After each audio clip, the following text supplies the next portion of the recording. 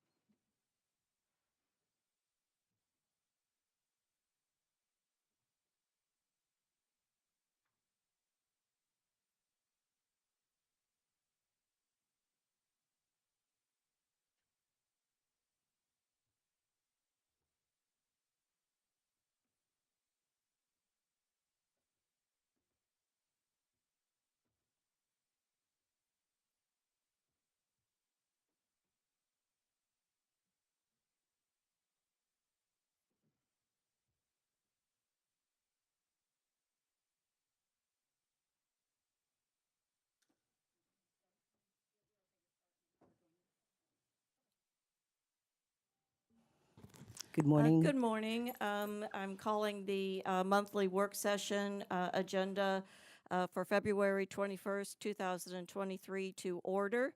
And we are going to start with agenda item number 2 today, charter review discussion for SSIS. And Dr. Denise Cantalupo will begin.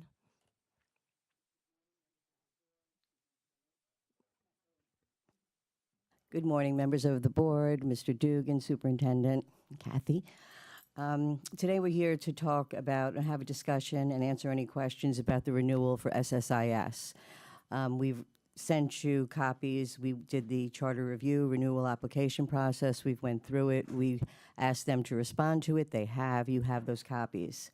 We also provided a summary, and we've been updating this summary for the past year and a half with the latest data. So you have that, and we sent that to you earlier.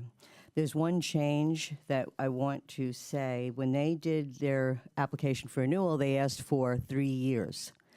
We contacted the state because after reviewing legislation, it was unclear if they could even ask for 3 years. And they, by state and consulting with Mr. Dugan, we found that they have to apply for 5 years. So I just wanted everybody to be aware that if whatever way the board votes today, that the renewal would be for 5 years. Do you have any questions of me, or would you like me to summarize some of their performance? I think you've read them, and we've had them present. Well, just for clarification, it is an agenda item on this evening's school board agenda under new Correct. business, correct? Correct. I believe it's new business.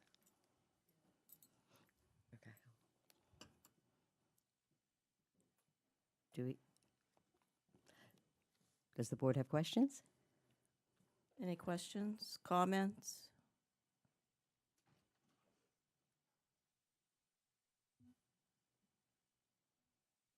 Mrs. Marinelli?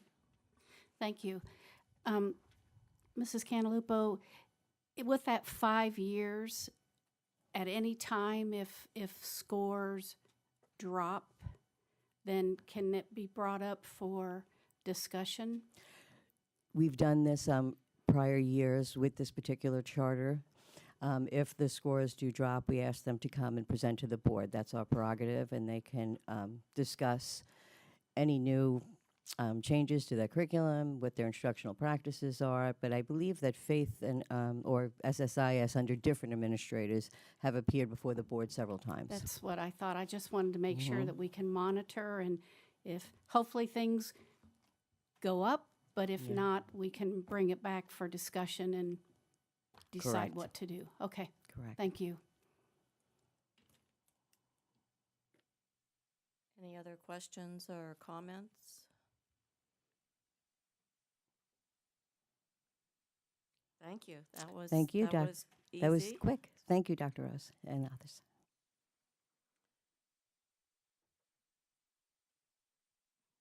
And Mrs. Penner, would you like to move on to agenda item number 3?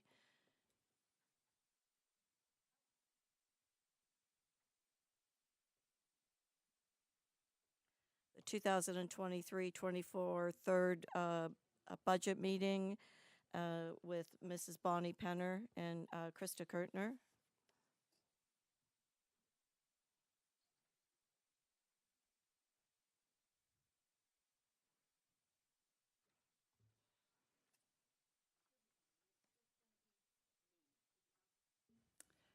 Good morning. It's Good just going to morning. be me today, or at least until we get to your specific zero-based budget. And I'll start off by saying I got a little ahead of myself when I included the capital budget and the debt presentation on this particular meeting agenda. Mr. Dumas and his staff are going to be coming back shortly with a revised construction or capital improvement plan, and the budget will follow what's decided or what's presented in that plan. So it only makes more sense to have that presented first, and then we will follow with any budget discussion regarding that. Because as you know, we have some big projects coming up, specifically the new high school in Welling Park, and that will require us to issue some debt. So we want to make sure everybody feels comfortable with that process, but also we want to make sure we've got the most up-to-date information in which to present when we talk about issuing that debt. So at this point, as we've gone through this, our budget discussions, we've talked about the allocations, we've talked about the FTE that the schools have forecast and we have forecast, and now we're going to discuss today the operating millage referendum dollars. So as you know, this last year presented an interesting I don't want to call it a dilemma because it was actually a very positive thing for the district. But the 1 mil increased considerably because the property values within Sarasota County increased by around 27%. With that, the things that we have done with the operating millage have not changed considerably. In fact, we've kind of pulled back somewhat and we're using some ESSER dollars to do things that normally would be funded through the operating referendum. So in particular, summer school has been funded through our ESSER grants while we have them. And just to give us a little breathing room within our referendum dollars, which may not have been needed quite so much because of the increase in the property values. So if you look in your packet, you'll see they are numbered at the bottom right hand if you're looking at it in a portrait manner. So page 2 and 3, you can see a chart that shows the appropriations for the 22-23 fiscal year. And in the first column, it gives a description of the types of activities that are being funded through the operating millage, the referendum dollars.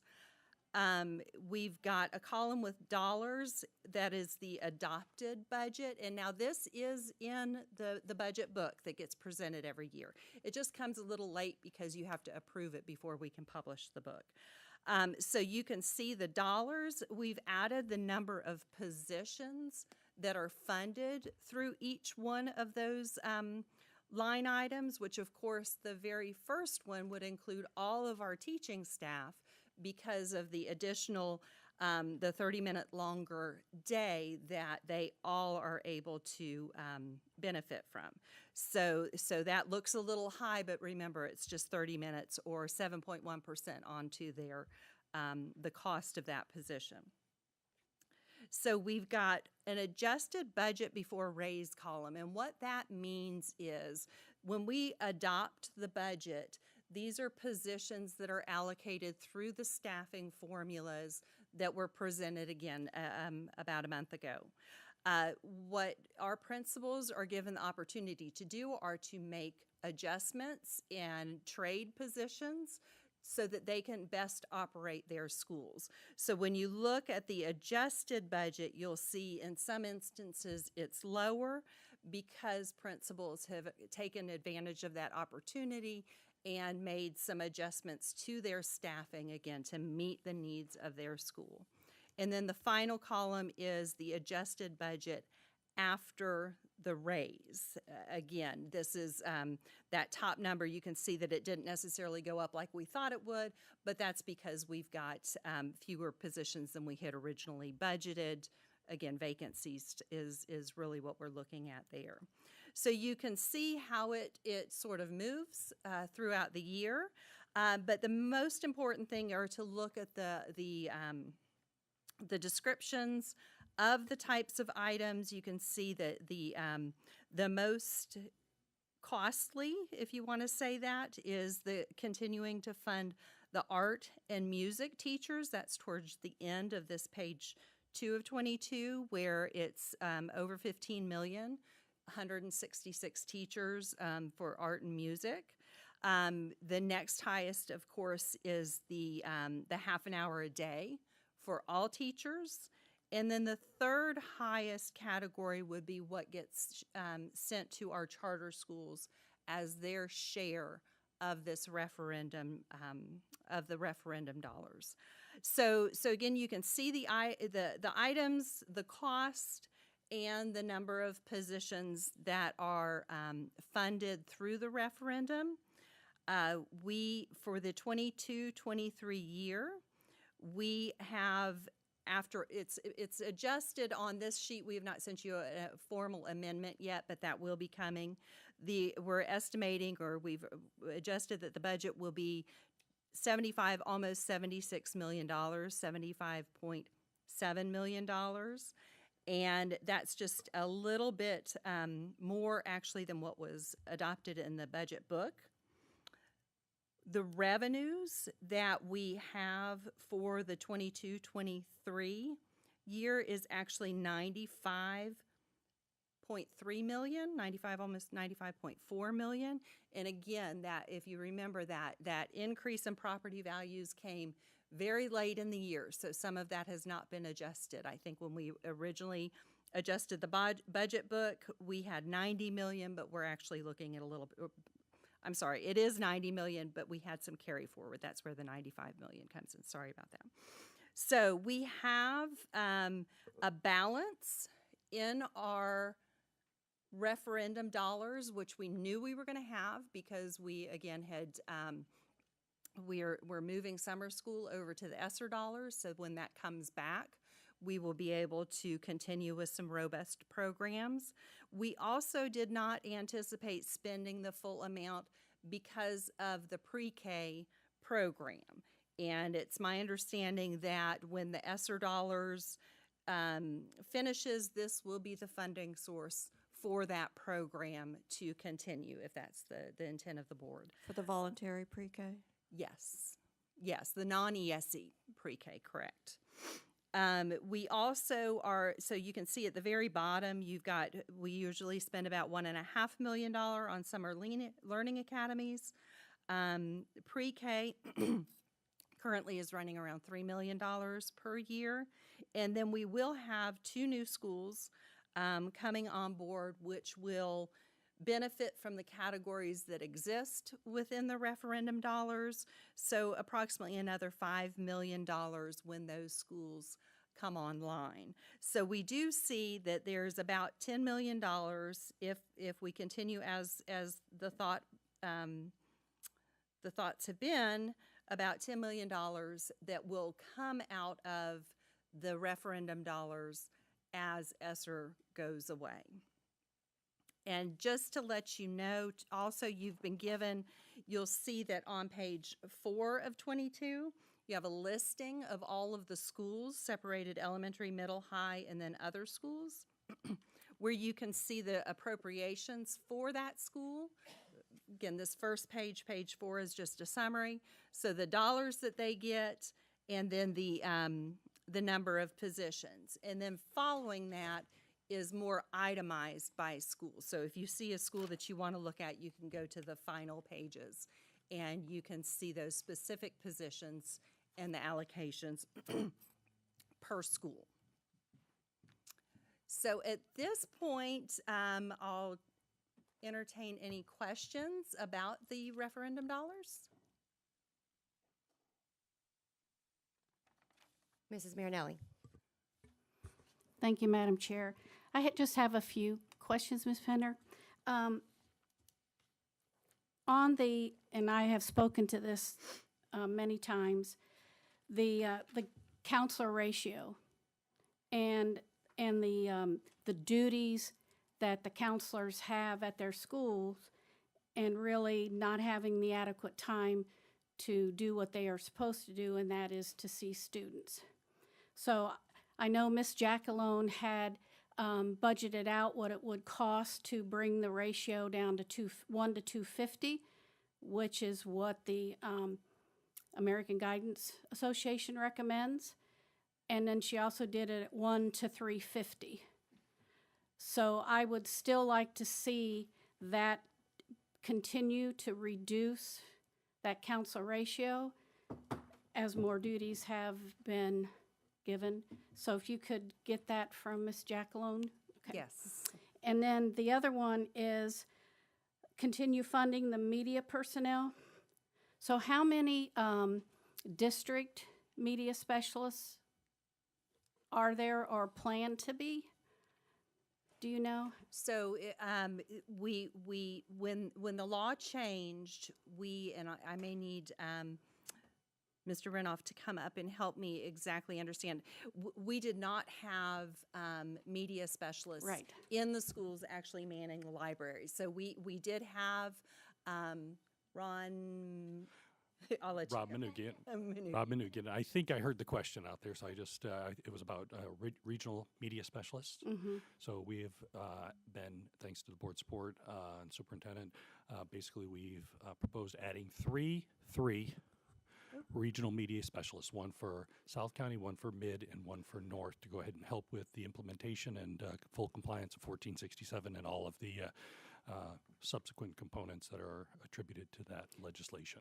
What is the long-term goal for having media specialists back in the schools? Because those of us that have been here a while, we know that every school had media specialists, and then they were cut, was put in with media aides, and now with all the new legislation, is there a long-term plan to have media specialists be added back for every school? Because I think that is pretty burdensome for 3 regional to be able to deal with all of that, and I think it'd be more efficient and keep us out of maybe concerned with some of the books in our media center if we work the long-term goal of working towards having media specialists. I don't even know how many are out there anymore, since that's going to be a problem too.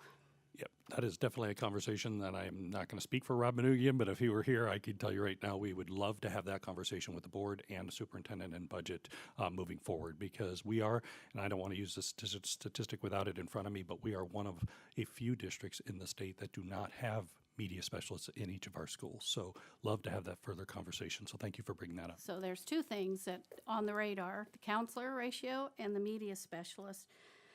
And, well, thank you. That's it. Thank you, Mr. Edwards. Thank you. Couple of questions before we start figuring out how to spend the money. How does carryover work? Since we're moving, we're replacing some of the referendum dollars with ESSER dollars. What happens to the referendum dollars? Where do they go? We set them aside, or we hold on to them, although this year it did present a challenge because most of our increase came from referendum and other, not all of it, but again, most of our increase came from that, and that was given in raises. So we are challenged a little bit with that. Okay, so now you mentioned carryover. Did we have carryover referendum dollars from the year before? Correct. Okay, so when can we have just a snapshot accounting? Because I know that there's a couple of balls in the air with ESSER dollars and referendum dollars, and you were up against the time of when the property values hit you. So I get all that. But what is important is, as much as I may or may not agree with Mrs. Marinelli's agenda of how to spend them, there are other things as well, like free and reduced lunch, those kinds of things that I think that the board, it should be a separate workshop conversation of how much money do we have, how can we spend it, I think is part of a workshop conversation. And is there timelines by which the money has to be spent? I know that things are earmarked and we have guidelines and rules and regulations about where and when and how we spend it. If I may. No, I think that's a great point. I know that's something certainly I know I've spoken with Dr. Foster about, and even when we're trying to line up a couple different things, not only is it talking about ESSER funds and certain things that have as we prepare for that runway off, as we line that up to, I think in this, correct me if this is what we're talking about, but from timeline, making sure that when we're talking about staffing, contract negotiations, all of those things that we are working in that consistent aspect so that we're not behind the wheel in any of those. Is that? Yeah, and my point is that there's a lot of things that, for example, ESC delineation that we wanted to have all of our teachers who have that distinction and all the workers who have. So there are a lot of things that we want to do, and I just want to make sure that I understand how much do we have, how much can we spend, where can it be spent, and in what timeline? Because all of that is a factor for what you do. Absolutely, and you know, I appreciate your comment, because one of the things that I would love is some real prioritization of what are the goals, is the guidance counselor changing that ratio? Is that going to be our number one goal as we move forward? And you know, if that's the top priority, then that's the first thing we do with our funds. So that is something that's you know, since, you know, taking this role, I feel has been a little disjointed, but unfortunately, I don't think that that's unusual. So again, I would love the opportunity to have a workshop and to have some discussion about what the priorities are, where we can take some of these specific topics. We're very fortunate. The language concerning the referendum dollars is very broad. So I don't think that we are limited. I think that there may have been some concepts when the referendum was initiated that definitely are important to continue. But again, the specific language of the referendum gives us a lot of flexibility. So I think moving forward to use some of these dollars in a more pointed manner is definitely a direction we could go in. Just to clarify, and I know there's other members on the board, but from a timeline standpoint, because I do think it's really important, I don't want us to miss that opportunity. And in a perfect world, when things are more steady, but I don't know if that ever happens anymore in education, but you know, when I said, you know, having a priority, have like a retreat for school board, for our board, you know, in December, where we can set that's come and gone, but to set those kind of priorities so the staff can see what the priorities of the board are. But now where we are, not trying to minimize that importance, what would a realistic timeline be so that we can, I mean, if we need to have more workshops, I think this is, you know, budget policy and accountability are our job. So if we were to work through that, if you can just guide us as to when that is, because what I don't want, and again, I don't want to speak for you, but those are I don't want us to miss those opportunities when we're talking about priorities. And then, oh, well, we've already done, staffing allocation. Oh, we already have contracts out. Oh, we're already doing contract negotiation. We're kind of behind, and I know that's not a new topic that we've talked about. So if you can just get with us and let us know when that is, so that we are ahead of the game, or the curve, not behind. Mrs. Rose. Thank you, Madam Chair. I very much like that idea. I'm not sure how much time we can take in a workshop to focus in on it and get advice from you, Mrs. Penner, on what that timeline looks like, and or is a retreat in order to go in depth. I'm not sure of the appropriate protocol. My question is in particular to, you mentioned the voluntary pre-K and the ESSER dollars that are being used to fund it.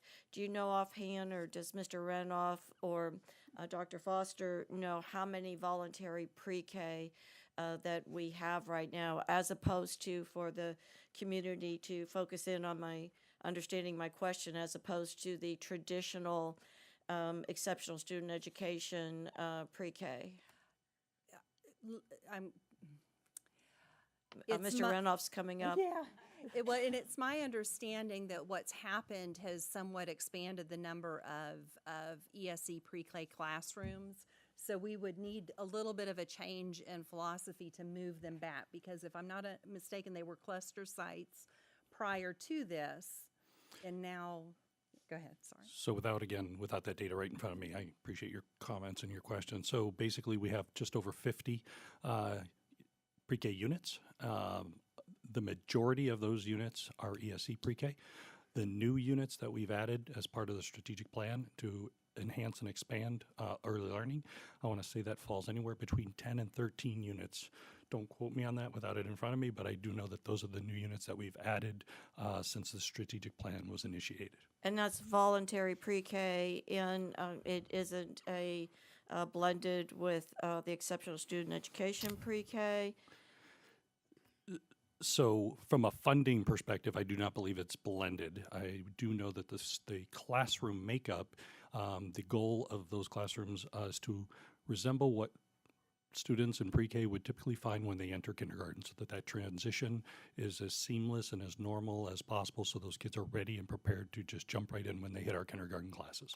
So for my understanding, and bear with me, I'm sorry, the ESSER dollars right now are strictly funding the new units of approximately 10 to 13 voluntary pre-K to get students ready for kindergarten, versus the funding for the traditional exceptional student education, ESE, pre-kindergarten, traditionally that we've done.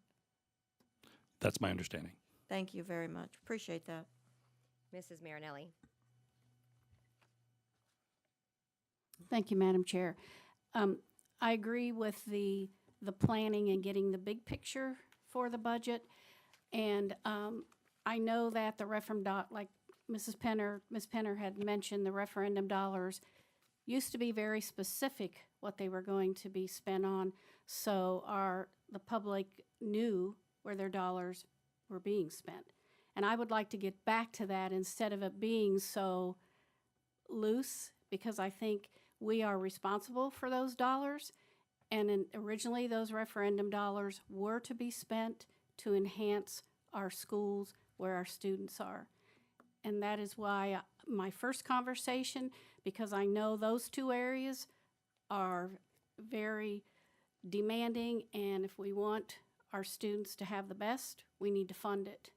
So that is where I want to see the dollars go to our students. So that is why I brought that up, but I absolutely agree we need to have the whole big picture of the budget, how much we have, where the money's coming from. So I appreciate this first step very much, Ms. Penner.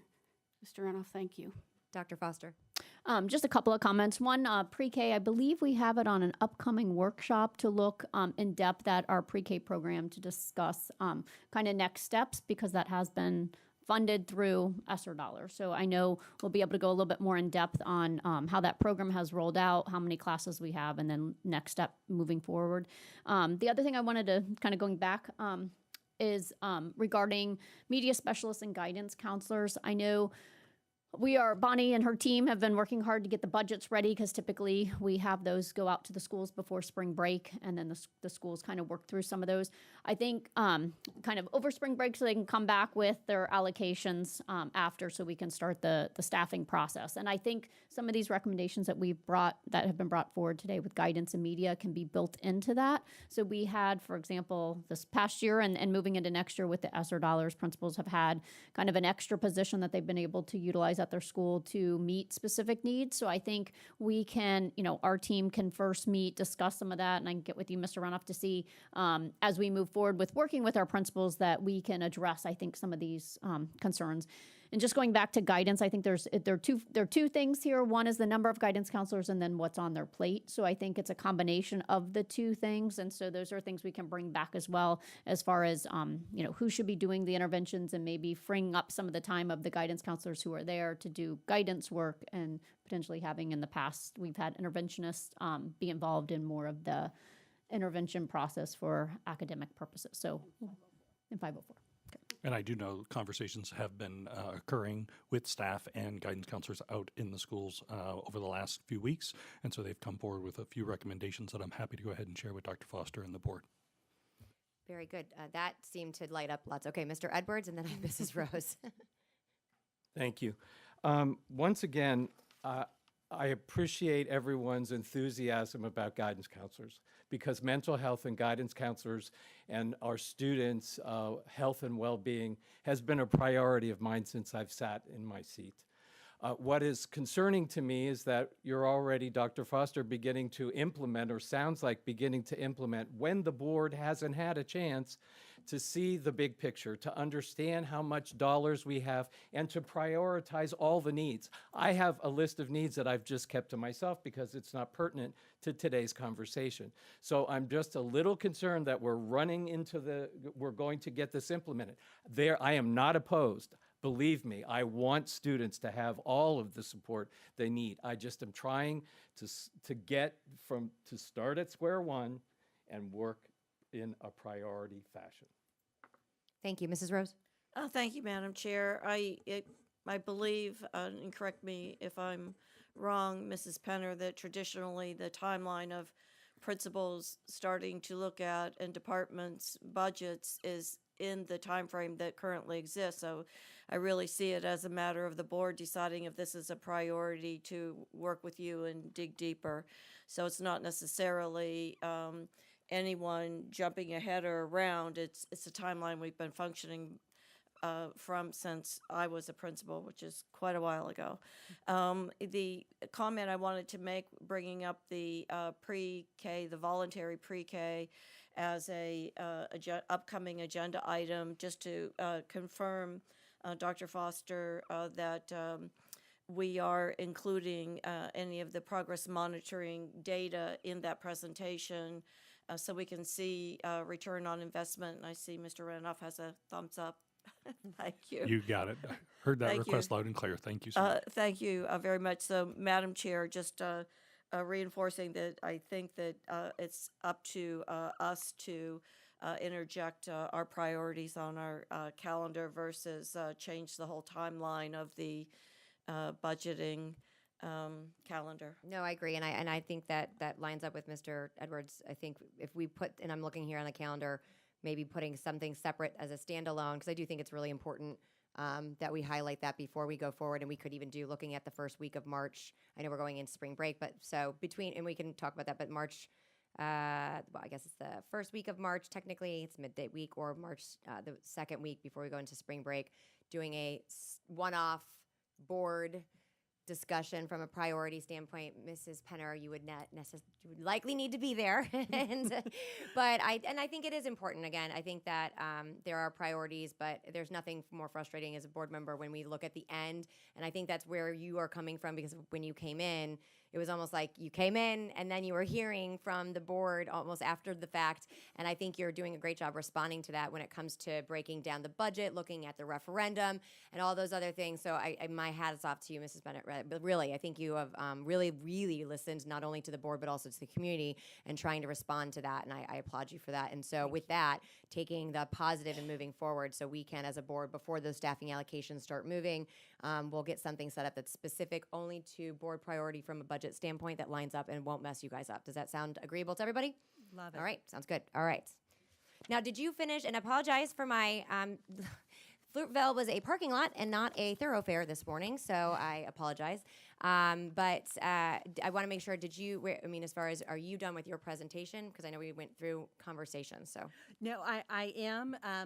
You may have missed, I mentioned at the beginning that the two items that I had on capital budget and debt, I got a little ahead of myself on that. So we will come back with that. Facilities will be bringing you more information on the capital improvement plan. Very good. I do have some And I'll additional questions. Mrs. Rose, you. Thank you. I didn't realize you were done, so I too want to compliment you for listening to the board in the last months. And I know it's challenging to walk in, and I truly appreciate what you have done with the school budgets. And I think the way that you have laid them out by school and by areas of positions and the average salary and the number of positions is phenomenal. This is something that I know the community members that I've worked with get a deeper understanding of what's happening at the school. As we go forward, and it sounds like we're going to prioritize having a deeper conversation with you, the consideration for my colleagues, and I would like to see an additional column. If you're looking at page 5 of 22, 6, and et cetera, where it gets down in to what I'm referencing of how those positions are funded. Are they that additional column, which used to exist, which really helped me as a staff member and all of the community members at my school and the staff members, how are those positions being funded? Is it ESSER dollars? Is it operating? Is it grant dollars? Because as the board, if you're looking at page 5, 6, 7, et cetera, and looking at Alta Vista Elementary, breaking it down so we can see, are those, because I would be able to see if those positions are temporary, for example, with a voluntary pre-K, and what is the future plans so we have a vision. Does that make sense? Absolutely, and so the packet in your workshop materials today, so the Alta Vista, the 7 positions, those are 100% funded through the referendum dollars. So I think, though, on the other sheet that we talked about that was kind of a draft, we can get a little more specific with that. But again, today what you're looking at and what I was presenting is all about referendum. All right, thank you You're welcome. very much. Really appreciate your work and your tolerances and your patience. Very much appreciated, and expertise. Thank you. I have a fabulous team. Our budget department is just super. And when we go and we talk about some requests that's a little different than what we've had, boy, they pivot very, very well. So I'm just thrilled who I came here to work with. Real quick, I know that, and it's not attached here, but somewhat hinging off of Mrs. Rose's comment, one of the questions that I had asked was where we are from a grant funding process standard, and can I talk? It goes into this in a heavy way when we talk about the overall budget, especially when we're talking about how much money we receive from ESSER, and as we look at that runway. But it helps, I think, the board, but also the community understand where we are financially with certain grant funding from federal, state, and then even to the local. Are we going to go over that today? Or, because I saw the initial, I think, did all board members get that initial? I met with most board members and gave that, because again, the document that I gave you, like I said, it's not very pretty. And I liked it, though. It was the I native know. format, and that, to me, was the best way for us to start the conversation. And that's what it was. It was just a start for the conversation. I had some requests for some additional information, so I can add that to it, more so some of the positions that were funded and exactly what they're doing, not just a title, but some very specific information on what they're doing.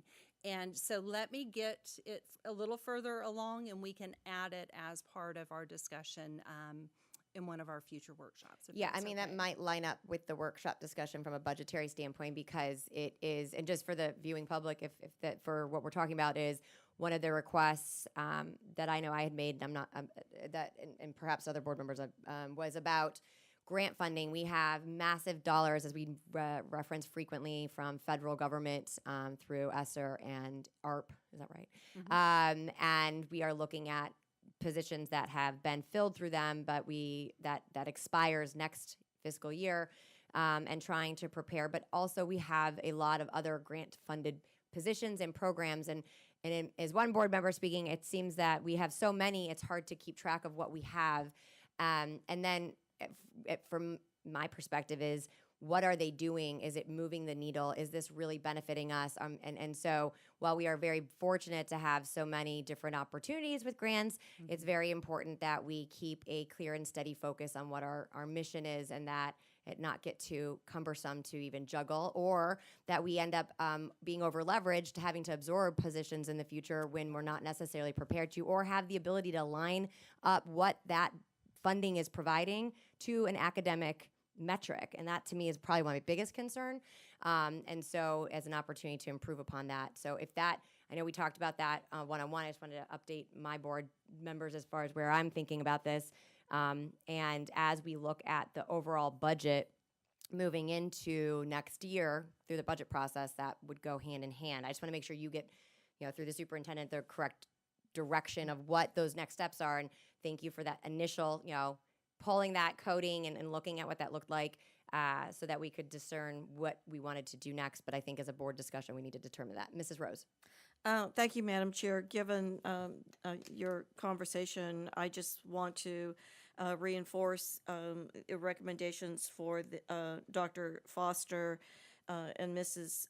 Penner, and if it's the will of my colleagues and the board chair in setting up what our priorities are in a budget meeting, that it does include the overall budget process, where those dollars are going, what that looks like, at least in draft form, as the principals and departments are having input, looking specifically at segregating out and identifying, as I had mentioned, with school budgets, how things are being paid with ESSER dollars, with referendum dollars, with grant dollars. It really gives us the opportunity to look at return on investment of where dollars are going, and not only in schools, and I just have to reinforce again how you have simplified that, and also with departments. I think it would be add significant transparency to the community at large for me as a board member, and also enable me as a board member, and hopefully there's interest from my colleagues, and a recommendation from the superintendent gives us the ability to look at return on investment of where our dollars are going, taxpayer dollars, referendum, ESSER, et cetera. Thank you. Yep. Thank you. Mr. Edwards. Thank you. I think we're probably all saying the same thing. What I've looked at on my own, and Ms. Penner and I had that conversation, is that when I look at how schools spend their discretionary budgets alone, what kind of redundancy are we having, and how are we not leveraging those dollars to the highest value in their spend? And are those programs redundant to things that we're already doing? And so when we started to have that conversation, I think you got a little overwhelmed of like, now how do I capture that information? So I completely understand, but if we're all saying that we want to make sure that we're not duplicitous in the way that we're spending, and are we getting the bang for the buck that we want, is the direction and I believe the will of the board. So I'm hoping that we can find even a conversation with our IT department of how to start capturing that information and dropping it into the silos that we need to understand what's in the best interest of our spend. Thank you. Dr. Foster. So based on some of the feedback today, it sounds like if, I don't know, if we were able to have a workshop on March, I think it would be March 7th. Is that the? Yeah, I think we might want to do a standalone. I'm not that way. I'm part of one of the topics is more workshops, but we're trying to be. To me, this is like top of the top. I mean, we can't Right. put anything more. The emphasis of financial and where we're, strategically deploying our resources is number one. So if we, in my mind, it would make sense that we do a standalone budget meeting / workshop, however you want to call it. I want to give Mrs. Penner enough time and your staff to pull to take what we're saying today and find the most optimal way to bring that back without it being overburdensome, but also we being thoughtful of the timeline before deploying, like going to spring break and then doing staffing allocations. So I defer So to yeah, you. so Ms. Penner, maybe we can get together to see if we can do both budget and if grants can be kind of connected with that as well. And I know working with Dr. Cantalupo as well, and kind of looking at that whole piece because they do connect. And so I know timeline's short, but we can potentially try to get together in the next to try to get something together for that workshop March 7th and focus on both of those topics at the same time. Well, and I see as you calculate. So what we'll do, and clearly this is a priority. I think it does make sense. I'll look at the agenda. I mean, if I can remove the time. I mean, look, I do not want to have meetings like this today frequently, but I do want to get things off the docket so we can move forward at full steam ahead. However, there are certain times where, so if we are able to do it on a currently already scheduled one, but there may be more desire and need to take a deeper dive and discussion, and I think it warrants a standalone. So I'll have Mrs. Tompkins get with the board to make sure that we have clarity as far as everyone's schedules, and make sure that we work within the time frame, both from a budgeting process, but also in public noticing, and we'll go from there. And as long as you believe you guys have a general sense of direction, and that's agreeable with the board. But I'll make sure that it is something that works for everyone's schedule. Is that good? How are you doing there, Mr. Enos? You good? Okay. Okay. Perfect. So are there any other, Dr. Foster, you're on here. Did I not clear you off? You're good? All right. Any other thoughts? You're like, I don't want to say anything else before you get any more. Well, I'm taking my notes because how that workshop is sort of designed, how it's presented, can either be successful or not successful. Okay. So that's what I'm just trying to get in my mind, how we can get out of, how we can make sure we look at, okay, these are the core things that are sort of sunk costs. You've got to have, class size, you've got to have the electric bills paid and things like that.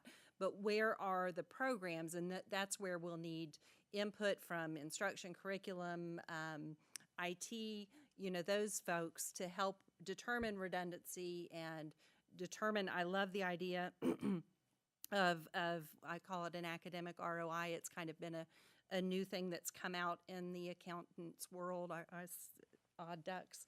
And it just is something that I think is crucial as we move forward. So I love it. My brain's already 2 steps away. Right. Well, so and I think that I do think there's got to be the general timeline. I think in order to be work smart for continuity in the future of looking at here, and I know we have a general sense of what that timeline is, but constantly going into what next year looks like and having those priorities so that we're hitting those benchmarks at specified times. And then in addition to, I mean, there is a blend, certainly when you said the academic ROI, I think that's the number one. I mean, that's the number one thing, but there are a lot of moving parts when we talk about, and I know we've talked about that, but when we talk about different funding sources, some that we have the authority to take or not take, and then also then the general funding sources and where that's being utilized. I do like Tom's aspect of the redundancy aspect. I don't know what that, I'd have to get a better sense of what that entails from IT and what have you. But I do think it's a great beginning conversation. Mr. Edwards. Yes, thank you. I certainly don't want to overwhelm the conversation. What I think I heard was almost 3 buckets, if I may. One is we have a timeline priority in terms of where are those referendum dollars? How much do we have? When can we spend them, and how? That's I think priority 1. And then in the second bucket, can those dollars begin to be established in, as you put it, academic return on investment, so that when we're looking at it, we start to format them, what is our anticipated result? So that almost is workshoppy in and of itself, that we'd be talking about that. And then lastly, what I think is the grants and the funding and the redundancy and leveraging all of those to me, that's a real long game that looks like hundreds of years of Sarasota School District information that has to get into a format and then begun to be culled through. So I personally, as much as I'd like to know that information tomorrow, I don't know that it's possible to know that information tomorrow, and that if we began, and I'm just throwing that back out in terms of those are the priorities as I saw them. You have That's good. Well, yeah, sometimes it helps walk away and then kind of reprocess. But I mean, I think that, again, if we're all meeting, I want to make sure it's, that it is a valuable use of time. And I certainly think that as we kind of process what was said, I think I have a good sense of what that is based on what the comments were here. And then when we put that agenda together, certainly afford for enough time in advance so that board members, if that's not being reflected, we can tweak that accordingly. So are there any other discussions? I know from the board, from item number 3, board budget meeting, I know we have department budget next, but are there any additional items that you need to bring forward as far as this goes? I do not. Okay. Then we would move on to, just since we're here, board department budget discussion, and then we'll go back to superintendent. Okay. I've got to grab my.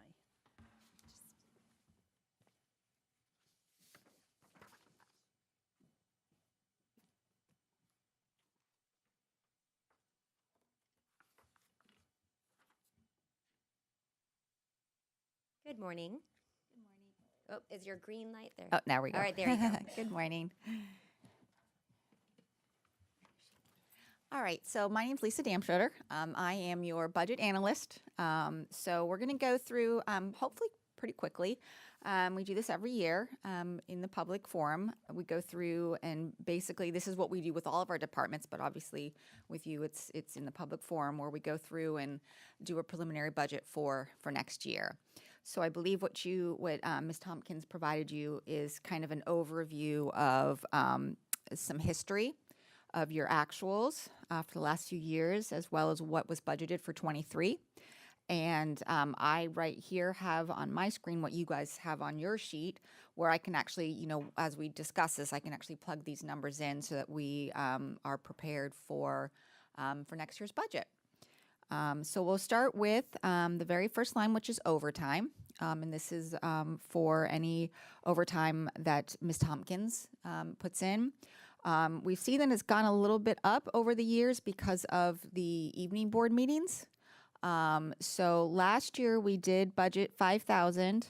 The 2022 actuals was a little over, it was 5,600. And so far, we've already spent almost 3,000 in overtime. So with your direction, we would like to know what you're thinking, if we want to stay status quo and do 5,000 again for overtime, or if we want to have a discussion of a reduction or an increase. Well, offhand, as we go into the next conversation, and just having done this before with the superintendent search, there is, while we do, when whatever we decide, have a firm, their goal is to really play quarterback, because there's a limitation given that under the sunshine rules. But there is, I'd be remiss if I didn't note that it does certainly put a certain amount of additional work to the administrative staff for the board. And whether or not that's something that our administrative assistant, in conjunction with the current superintendent administrative assistant, again, that we can be thoughtful. I want to be cognizant of how much time one even person is being responsible to do, because that, work-life balance is important. And so how we spread that, but obviously there's a certain bandwidth that both have, and to me those would be more the appropriate, but making sure it's in those appropriate lines. So that all being said, I think that needs to be probably a slight increase. into 20, well, it would be this year actually. So never mind. I'm just thinking because that would be go through. Yeah. So never mind. I just went through all that process. But we probably do need to adjust this year's budget because we're already trending to exceed that, and it's only going to likely be potentially a little bit more excess. So, but my apologies. So going to the 23-24 budget, maybe a slight increase, and I'll defer to my colleagues, but I would say maybe 7, maybe a 2. I mean, how are we trending? So I don't think that's a normal, but I don't think that's a sustainable situation too. So we need to reevaluate that. That someone having to do that much overtime. Correct. And again, with the board meetings at night, which we've pulled that Adjusted. back, so now there's not as much of that. But then we have had raises over the last couple of years that are a little more than normal. So that will also impact the overtime. So I would think, again, with the adjustment down as to the number of nighttime meetings, but then the addition of the raises, I would think the status quo, because you can see the 21-22 year, we actually exceeded, and we were pretty close the year before. So I would think the status quo would keep us there, as well as cover the increase due to the raises. Okay. Any All other right, so- thoughts, members? Okay, we can keep moving. All right, so we were going to put 5,000 in for the overtime. Thank you. Okay, the next section we're going to talk about is professional services. And as you can see, I did break down kind of the high level, where the dollars have gone.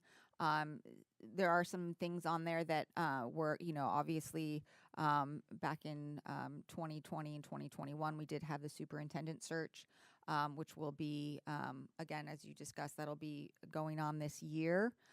So for this year, we might have to move some money around since, we didn't necessarily budget for that purpose. But we're obviously hoping that will be done before the next fiscal year. So I don't think we need to really put anything particularly in that line item. Same with the strategic plan. I don't believe that we really need to budget anything unless we're having discussions about, if we're going to bring that back up or if there's going to be changes. If the board wants to have that discussion, or if Dr. Foster wants to weigh in, whether that strategic plan that has been adopted, if we're going to be considering doing any revisions to that, and if we need to put anything in particularly for that line item. And that would be to hire an entity to help with that process. So that's what year before last, 74.5 was what was spent on that. But again, that can be just, you can see the total line item, the 2022-2023 budget was 187.8. Again, did not include superintendent search or strategic plan, which we again hope that the superintendent search will all be funded from this current year. Strategic plan will be probably something, my thinking would be, it would be after a superintendent gets in and is maybe here a little bit, then we might want to look at that, but I don't know. That's just the way my brain works with that. Some other things that happen periodically, the ones that so courier costs, that's a typical expense. So I would think that you would want to continue at least $2,000 there, because that has been over budget a few times. And then we can talk about policy updates in the internal account process as well as the legislative, because those tend to be where we are spending dollars recurring. So again, looking at almost a $200,000 line item and some of the pieces that make it up and how you may want to move forward with that line item. One question I wanted to raise publicly, why, and I've never understood, why is legal not under our cost center? That's a very good question. It just never has made sense to me, but truly it is. It should be under our. It should be under ours because that is the direct cost allocation. This is, I mean, and the reason I raise that is especially as we talk about and evaluate policy updates and that role of service or what have you, and especially as we navigate a variety of things, it makes it very difficult when it isn't all aggregated to the board costs and even the way it's billed, then to ones that, and especially as we look ahead, making sure we have clear understanding the board, because there's a lot of, I mean, legal wears a lot of hats right now, I feel like. And I think that in order to understand where that incurred cost is that we need to have a much more accurate ability to say, and that, when we have a general counsel contract, what have you, that is truly that is the board's cost. Now, historically, there is a relationship where the general counsel does help out and do things, provides, guidance and counsel from the administrative on down. But even, and Mr. Duggan, if you want to chime in as far as the billing of saying this is a board cost, this is administrative cost, because we don't really have any historical data on that because of the way we've done it, and to my knowledge. And I do believe if going ahead into next year, I would like us to have a specific allocation for legal by the board's budget and then and for the district, because they are two separate, even though they've historically been combined.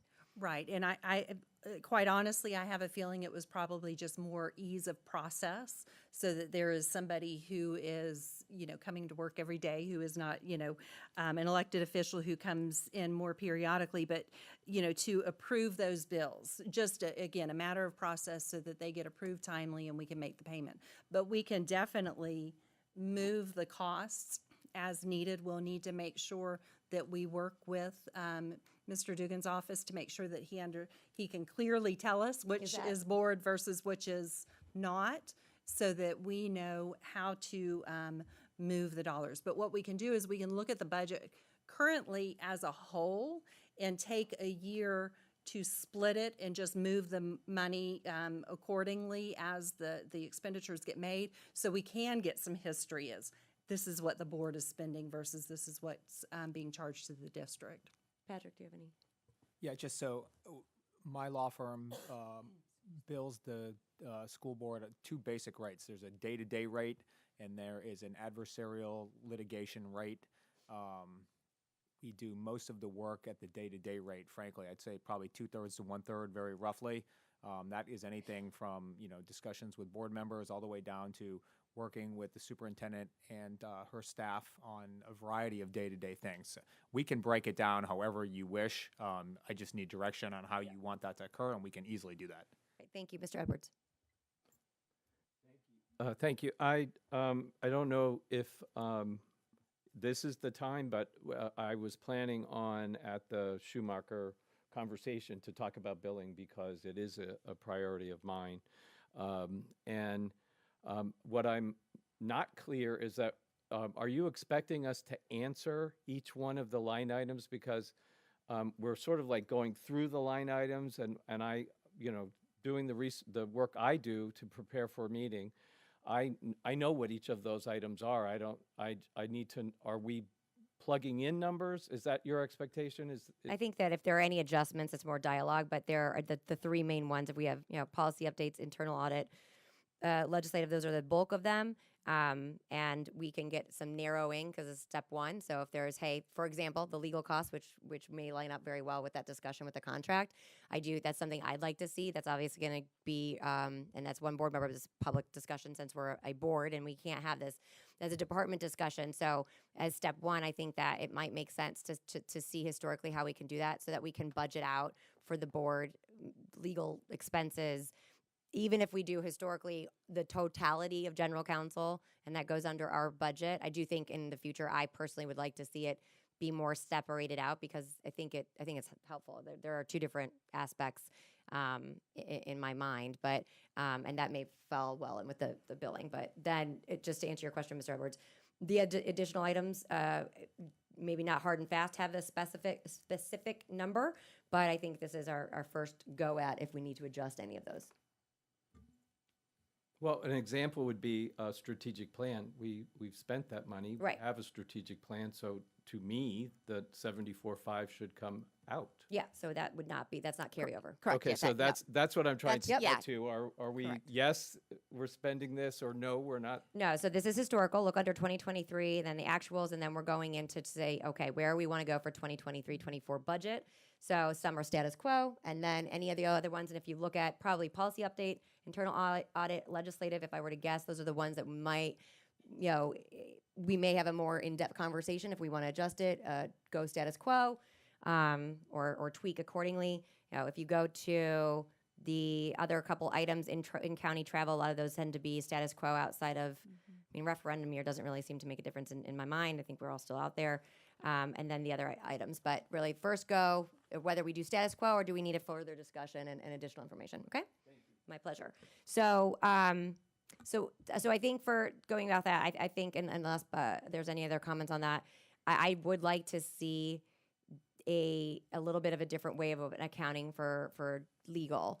And I know that, so we wouldn't have any kind of status quo because, but pulling from where that was historically, and then perhaps when we go into the next conversation, because I want it to be realistic and I don't want it to be burdensome, but I think it helps. There is really a hard part when I think as a board member, it's been combined for so many years.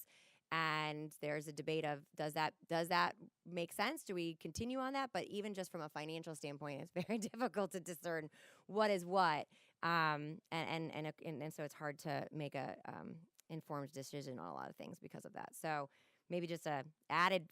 There's no number we can give, right? That's going to have a additional follow-up discussion. We can take the budget from where it exists currently and move it here. We actually use a different account strip, so it'll show up on its own. It has a different object number, so it'll show up on its own unique line item. So that shouldn't impact any of this discussion. Again, we'll just move over what we'd already budgeted for this year into the board's budget. And again, we can, if we can separate the bills, we can just, again, take that budget and separate it following how the bills come out. And again, this may be warranting a more depth conversation, but even when I think about the different departments, there's certain departments that I feel like the actual department is almost opposite. So legal is all bundled into one, even though it's responding to multiple departments. So everything from, I mean, we have a couple different attorneys, right? So for specified reasons, but they're all under one legal cost. Is that correct? Or are they split up? I believe it is all under the same. That's what I thought. The same. So one. it makes it harder to see, hey, are we having a rise in ESC litigation? Are we having a rise in HR or workers' compensation litigation?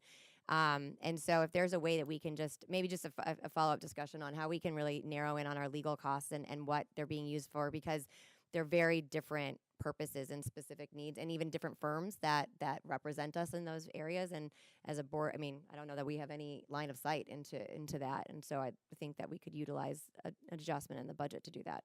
Is that something? Absolutely. So again, we can move the total budget over here, and we can also give you some detail reports so that you can see all the different attorneys' costs that might be. So for instance, Rumberger, Kirk, who does, this Leonard Dietzen, who does the bargaining for IUPA, that would get charged to the same line item. So you could see that separated out, see that cost. Would that all be under the board? I mean, because there are some that are administrative in nature, and that's where I'm trying to get to that point. And I'm sorry, I'm changing the conversation, but I just want, this is a budget conversation, so.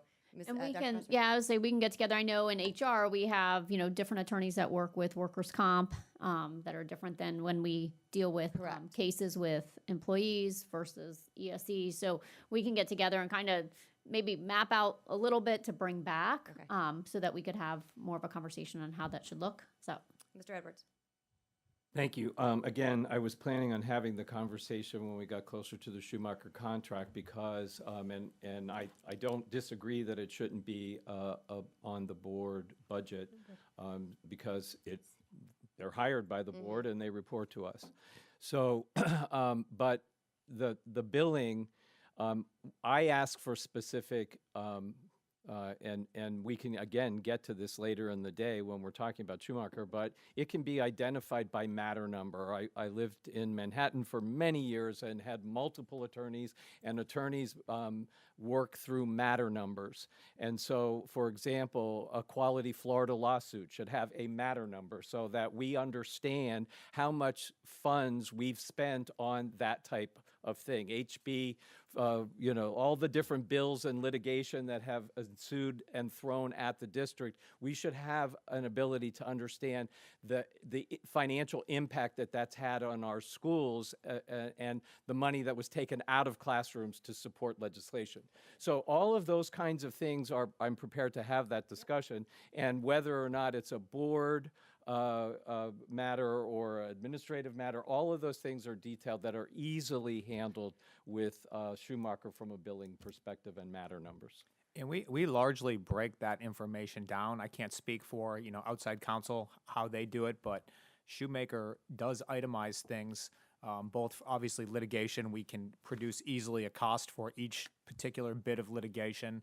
And then on the day-to-day side, we do break it down by things such as contracts, HR, risk management, ESE, those type of things. It's a little bit of an art and a science because sometimes those topics bleed into one another, and it's not just one topic, it's a couple things.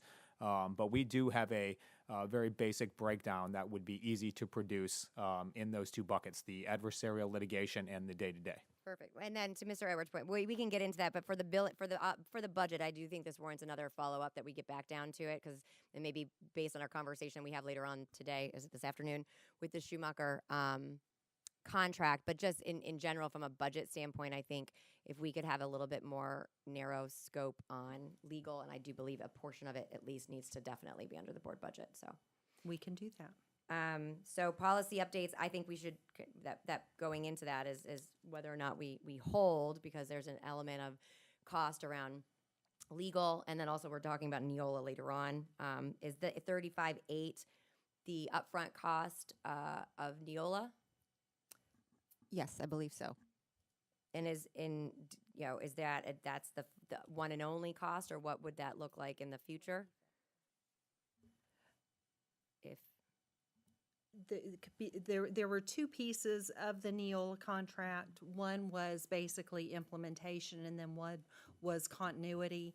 And of course, right now we're continuing to pay NEFAC for those updates until we can, possibly adopt Neola. So anyway, if I'm not mistaken, what was NEFAC? It's 1,200. It's It was 2,000?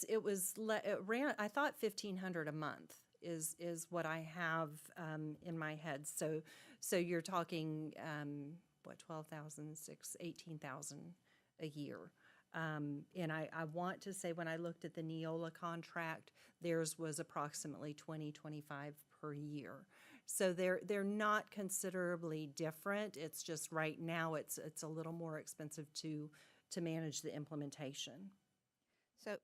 So the 35,800 is and that portion of it's the Neola contract that would be spent within this year. So because it spanned over a period of time. So we went and determined. I worked with Ms. Tompkins, and we determined, how many invoices would be billed during this fiscal year, and 2023, and that's how we budgeted it. Okay, so as far as, and again, looking historically, I mean, if we go into a status quo, and I think it may have to adjust based on, again, contingent upon what the next steps are. And I think it blends into legal and not knowing, because there is a component that legal, not that we would, I don't know, that we do policy updates. I mean, if you look at just for the board, 2020 is 145,000. That was legal counsel, a portion of it we hired to go through that. So that's why that's what prompted that conversation. So for now, I think, unless perhaps status quo, there's no reason, but I know that we're having a follow-up conversation, so that in line with the legal may be something we need to adjust a little bit. Same with internal audit. Did you, just for board members, that's a requirement pursuant to statute. We did, if you can, Ms. Penner, can you kind of walk us through where we are with Car Rigs and Ingram? Correct. So, a few years ago, the statute changed and required that for a district of our size, we are required to have an internal audit function, and we have hired the firm Car Rigs and Ingram to help us with that.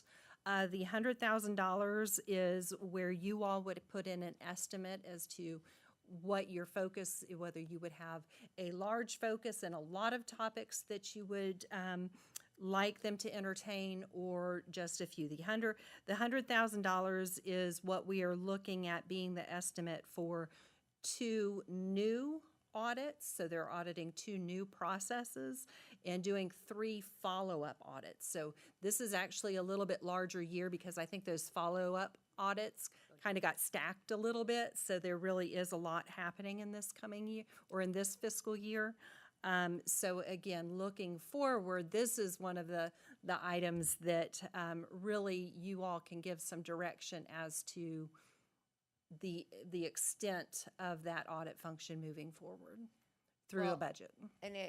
So is this more conservative? This is placeholders, right? So we have these conversations that are going to be updated or provided updates as far as where we are with that audit. So and that's your estimation based on that workload? Yes. Are there any, so essentially, I guess, to wrap this up, for those last three, are there any requests to change, increase, or not? Otherwise, we'll leave them as what was listed here, that the 100,000 and 50,000 even for legislation. Is that just to move us along? Okay, I don't see anyone else on the board, so we'll keep going.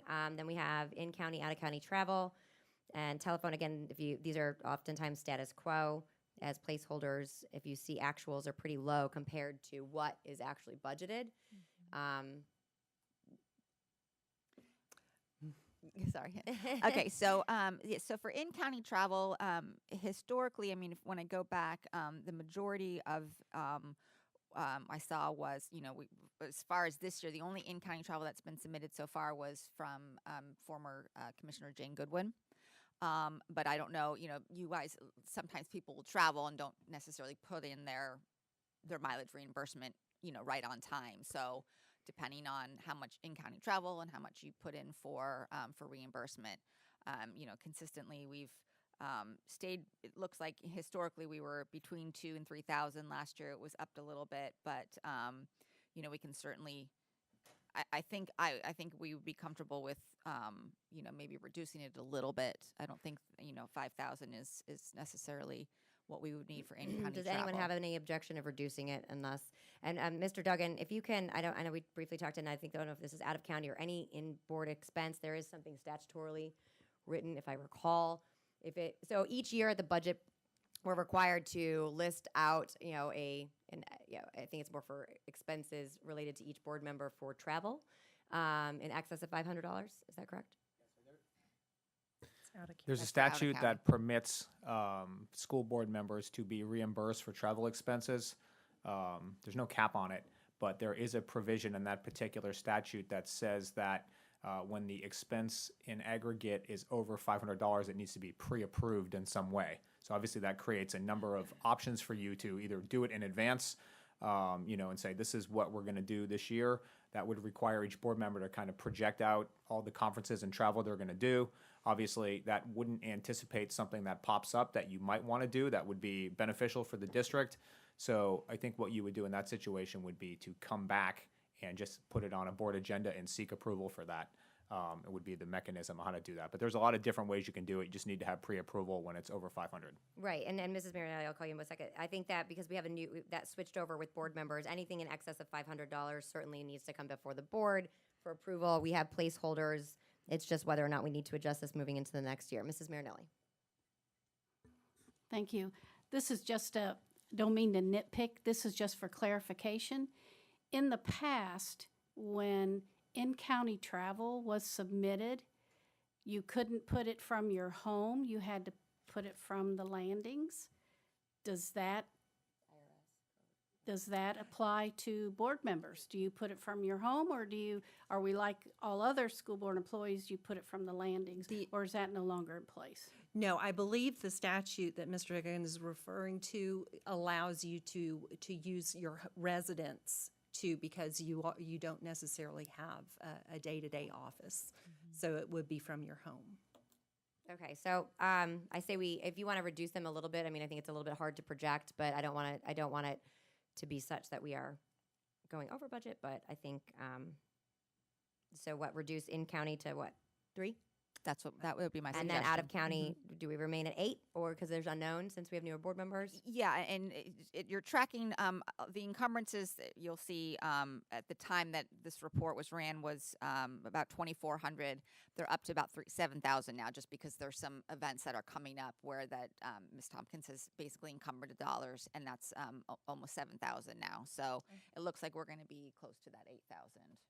Okay, board members, do you have any, because this is pertaining to your travel, do you have any thoughts or comments? Otherwise, I'm going to keep moving. Seeing none, move on to, did you want to say anything? Oh, I saw you lean forward, so I didn't know. The mobile telephone operations, we're keeping at 2,000, although if you look historically, do we need to increase that to? I would suggest increasing it to at least 2,500. The actuals, sometimes those bills take a little while to get posted, so you're not seeing anything in the actuals column. But yeah, last year it was a 26, just a little over $2,600. So I would suggest increasing that. And that I think more board members utilize that, which I recommend because it is wise cost money spent versus your personal. Then we move on to other purchases on the next page, which is advertisements and Herald Tribune.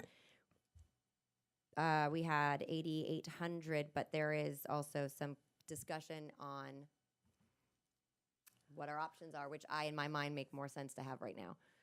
It does. I'm not sure we're ready to implement this immediately.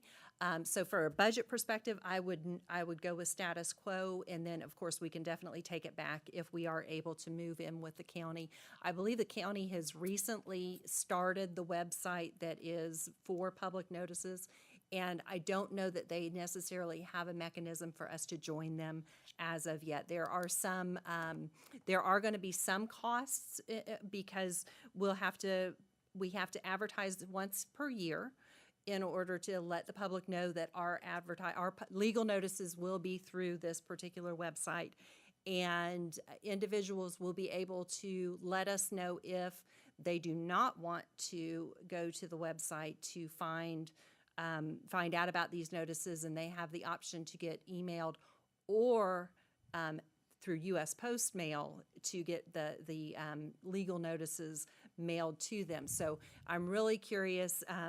Again, it's taken a little bit of time to figure out who I can talk to in the county that is up on this, but I'd be very curious to know how many folks have said, I want them mailed to me, because then the cost can go up significantly if you figure, every time you have to post a legal notice. So, and there are also some additional questions that we're trying to figure out. I don't know of a district in the state of Florida who has done this yet, but our budget ads, it was presented to us that we would be able to use that new option for our budget ads, except we have size requirements on our budget ads. So when you see them in the newspaper and you think, why are they wasting all that money putting in a huge ad for this? Again, we are required to have certain size parameters, and we need to figure out how that looks and to make sure that we do what we need to do to continue to meet those.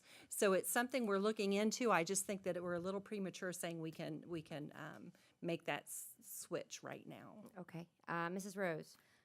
Thank you, Madam Chair, and thank you, Mrs. Penner, for more information on that piece. I would, as one board member, be sharing with my colleagues that I would look to legal counsel to get involved in this and get our costs shored up, and what are our specific options sooner versus later, so that we are dealing with specifically what are our options as far as what website is required to be used, and does it have to be an additional website? I think I may have translated that may be what the county's doing, or is our website an option? And specifically drill in for the 23-24 budget, specific cost savings, and moving forward with that piece. I, for one, don't want to table it. I don't want it to be your priority. You've got a lot on your plate, but I would like to continue the process of looking at specific dollars, specific options legally, and actually doing, from my individual standpoint, the cost savings in our own messaging. Thank you. Thank you. No, and I know we have that conversation coming up. I think I agree with cost from a status quo standpoint as we develop that, and certainly will, as we discuss later on in the afternoon, I think, how we want to approach that. And so we will, but I agree we could evaluate some things. So we'll keep that one status quo? Yeah, I would just keep it for status quo for now. And actually, looking at the actuals so far to date, you're trending to be On point. On board. Okay. Yeah. The only other question I have, just as it pertains to advertisements, and I'm looking here, so typically during the superintendent search, there are additional advertisements now that maybe something is encumbered in. We typically absorb some of those costs, but I'm trying to look historically here. It doesn't, so maybe it was just paid out to the firm. I'm not sure. Just want to make sure. I'm looking. I'm looking over there. It may have been the 2019 year also, since the cost for the superintendent search would have possibly lagged a little bit. So, yeah, but It just may need to be bumped up just to make sure that we're properly advertising for community events, making sure we're advertising for any kind of in media circulations when you're doing the job post. There's a litany of them. But again, that this will line up with conversations we would have today and March 7th. And so that very well may need to be adjusted but again, actually, this is all going to happen in this. And I keep saying, I'm trying to go into the next year, but it's this fiscal year. This year. So we may have to do some amendments to the budget from the board standpoint. But okay, so are there any other, what else do we have? So we have the convocation of government, which is the next line item. And it's looking like that every other year is, if you look historically, we've got in 2020, it's about 1,800, then it goes up to 44, back to 1920, and then back to 44. So I'm curious to see. I was noticing that. I don't know why that is, and I'm not seeing. Jody, do you have any idea why that is? We went really big on the muffins that year, I suppose. I don't know. That is fascinating. Well, I mean, convocation to me, I think, is very important. It's something we do annually. I would rather see us do status quo than we did this past year. I think I did notice that. Well, he's saying.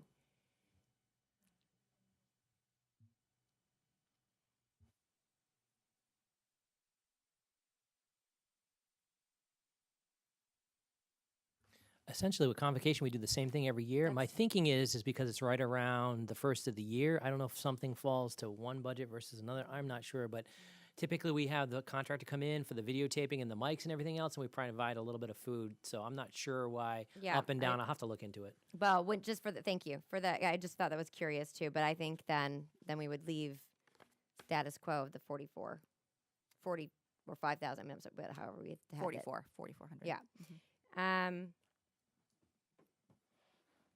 All right, and then community involvement. This is, essentially there's various meetings, luncheons that come out of this particular line item. Looks like the one year where we were low, I believe that was probably COVID related. People were not attending, but it looks like consistently we're around. We did, I think, budget a little bit less last year from the previous 2-year actuals, 1,700 and 1,900. So that's, again, with two new board members, whether that would be something that would need to be either, upped a little bit for more involvement, or if we want to stay with status quo on that. I'm going to defer to board members. Otherwise, I say status quo. So these are when you're going to an event and if you want reimbursement. I'm going to wait until I see anything. Otherwise, I'm going to say it's $1,000. All right, nothing. So we will continue on as status quo as 1,000. Legislative. That was just it was for historical. It was just changed as Bonnie or Ms. Penner mentioned, cost strips. So you'll now see the legislative is now. We've already had that discussion. That's what I was going to ask. Yep. Okay, I was on both. So we don't have to worry about that one. Consumable. Do we need to consider increasing just because of the cost of goods? What's that? It looks CPI like is what? Yeah, I mean, if you look at historically, even without the cost of increased materials, you're 6,000, 6,800, 5,200, and then we budgeted 5,000 last year, but I think we could probably be comfortable with going to 6,000 if just to take into account. Right. It looks like the 5,000 would not have been enough looking at the previous, the 2020 and the 2021 year, and then again the increased cost of supplies. Not quite 10%, but so I would suggest maybe 6,500, just looking at what you've spent in previous years and then adding a little less than 10% to add. Okay, Mr. Edwards? Thank you. Just from my perspective as an individual board member, I get these massive folders and binders and such, and even the expense of the courier now when you start to add them, and they're still tiny by comparison to our billion-dollar budget. But I would prefer having as much as I can electronically, and I don't know that I even need a courier. Often things get delivered and they get changed anyhow. So I'm suggesting that we try to make the number smaller and live with it. I definitely agree, and I was going to say that about courier. But everyone works a little bit differently. But I mean, we have an abundance of paper, which I do like to be able to write notes. But especially, and I was going to say as I kind of go through this, that each cost center has to go through this zero-based budgeting, and the goal is to go the other way and look at what. So that's not lost on me. And so if that's where we kind of go through this as we go to where are areas that we truly can impact that, and I would agree that's a very easy one. Board members, I don't know if you have any preference on courier or but I like less booklets. I like less binders. I like digital, and then we can have them immediately. So. Unless I like the idea, I'm with you. Are there any other thoughts or comments? May I? Yes, please. If the board's administrative assistant sends an email that there are things to pick up, I'm happy to save courier cost and come and pick up anything that is time sensitive. Yeah, so I think we'll work operationally with the board to make sure the board members get that, but I don't think we need to change it. We can just leave it at 6,000. Okay, and that actually goes back. I don't think we actually really determined on the courier piece. Do we want to? We had budgeted 2,000 last year. Did we want to stay status quo? I would just leave it at status status quo, quo, but okay. then as we think of trying to, Right. reduce the, okay.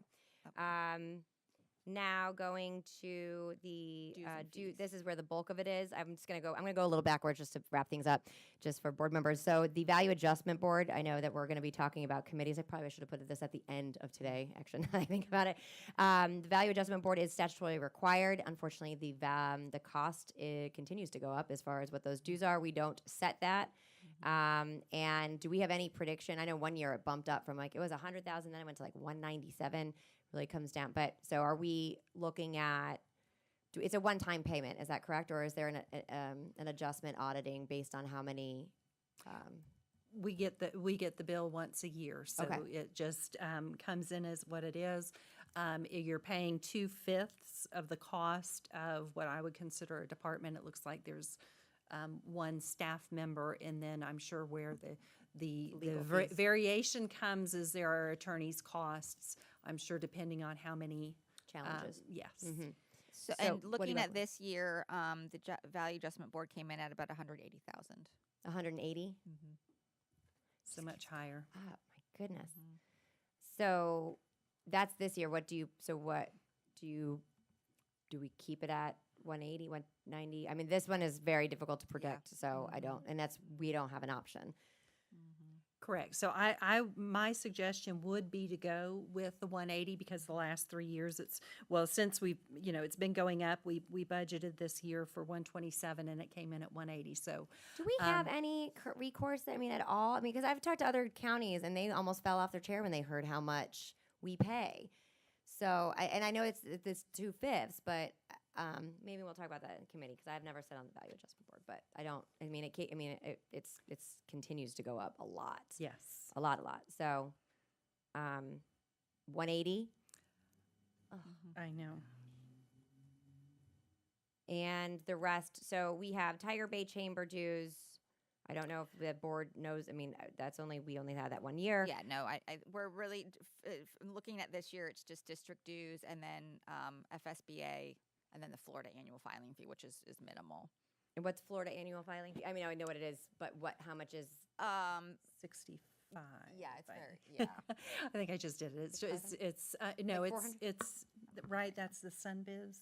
Yeah, it's normally like That's a 450, It's for us. It's less than that. It's under $70. Okay. Yes. Mrs. Rose. Thank you, Madam Chair. Just clarification on the line items for the district dues. Is that FSBA district Correct. dues? Yes. And that's required even with one FSBA member? You're paying the district dues, is that correct? So the district I'm dues, sorry. I think, is the Greater Is it- Florida. Yes, correct. So the FSBA is separate. So FSBA is 6,000 per member? It's just under 5,000 per member. the la- 44.79 per member. 44.79, so is that like 1.25 members, the 6,000 that we're budgeting, or? Just out of curiosity, as well as the district dues for the consortium is, that's for the board to belong to the consortium, correct? The Glade, Correct, and that one's 3,000. 3,000. So I can't speak to why 6,000 was budgeted for each of those last year. But Okay. again, the Greater Florida Consortium is 3,000, and the Florida School Boards Association is just under 4,500 per member. And there is no district fee in addition to the per member fee. Not to my knowledge. Thank you. So again, and this is something we do at the beginning of the year, but I want to make sure each board member has that right to join any association that they want. I just want to make sure it's reflected on here. So usually at the beginning of the school board year, we'll probably, that's more for travel, but for any of those incurred costs, it's aggregated. But here, when we're doing line items, so unless that needs to be adjusted, I know one member is a member of one. Are there any other members that need to have this adjusted so that they have their association dues accounted for? And don't be shy. This is your time to say so otherwise. All right. Well, then perhaps maybe it should be more narrowly to reflect what the actual cost is. If it's 4,500, I mean, or bring it to 5,000, but just so we can adjust the budget so we're closer to. We don't need to be So, told. so we'll reduce the FSBA dues down to 5,000 and the district dues 3,000, which would be for the Greater Florida. And when does that renew? July 1. Okay. Yeah, it runs fiscal year. Okay, I don't see anything else that we need to add, just, and I'm not seeing anyone else on here, so to be done with that painful process. Sorry. And ours is an easy budget, by the way, Yes, for it is. everyone. And, we obviously throughout the years, as things come, money can be moved around as well. So, there's things that come out of the blue. We can certainly move money around, but I think this is a good start for us. Perfect. Okay, so we'll probably have to go back through this one more time just with some of the adjustments. So I think that concludes this. I'm actually going to ask that we take a 5-minute break. We are ahead of schedule, although I'm not going to push this. Then we can all regroup back, and then we'll focus on the superintendent search. So thank you so much.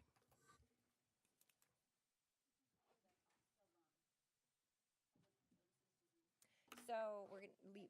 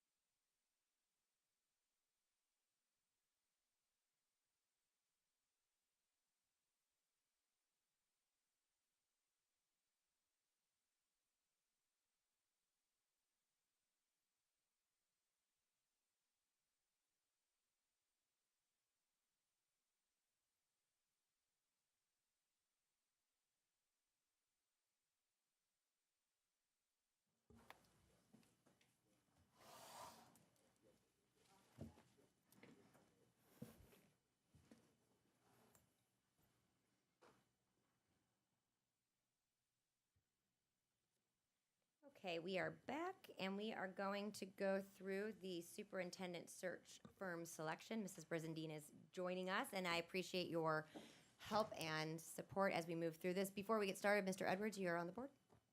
Thank you very much. I intended to start the day this way, so I apologize.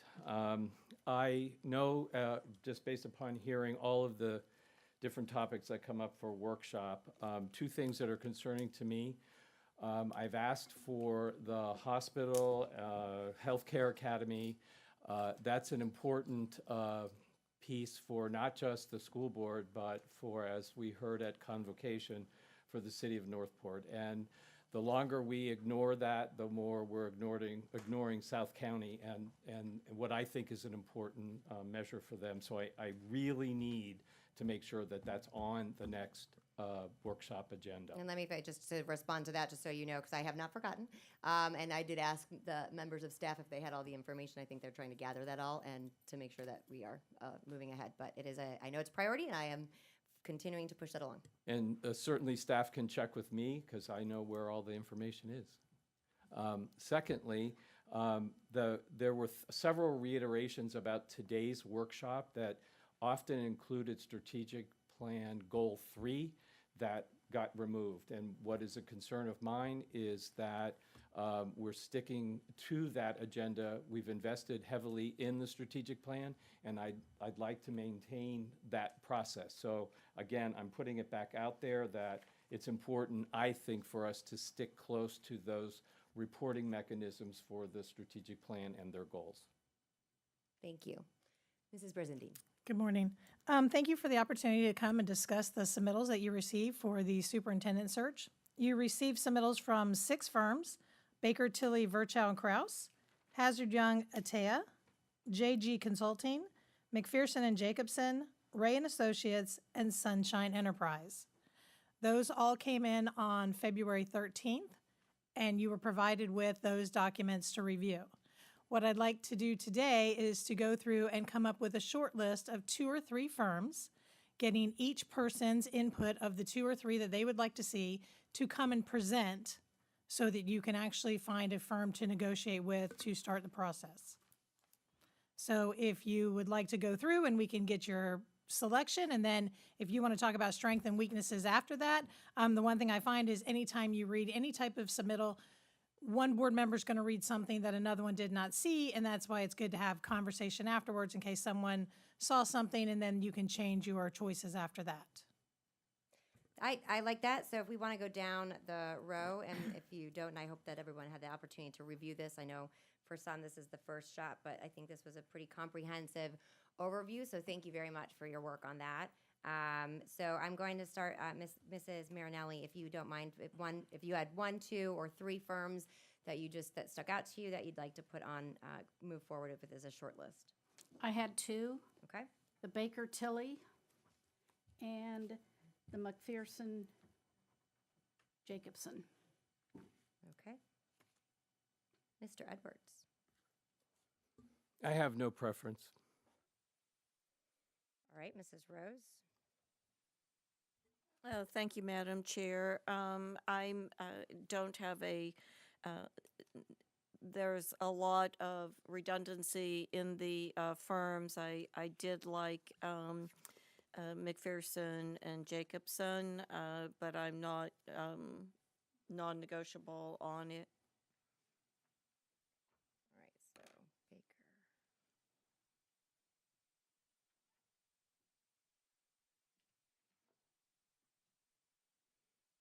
Sorry, I'm just writing down my notes here. Mr. Enos? I had 2. I'd like McPherson and Jacobson, but I also Hazard Young, I don't know how you say that, Atea and Associates. I thought that those both of those were my top 2 selections regarding the search. Well, it seems like Baker across the board. So I had Baker. It's funny, as Mrs. Rose mentioned, there are a lot of redundancies. Having done this before, I think it is it's important we have. You don't want a bloated one. I mean, there's a lot of bells and whistles, but at the end of the day, it really comes down to how we put it together as the board and push that firm to deliver the deliverables that we ask them to, being cognizant of travel time and expenses, and creativeness on how they can, put out their marketing efforts, if you will.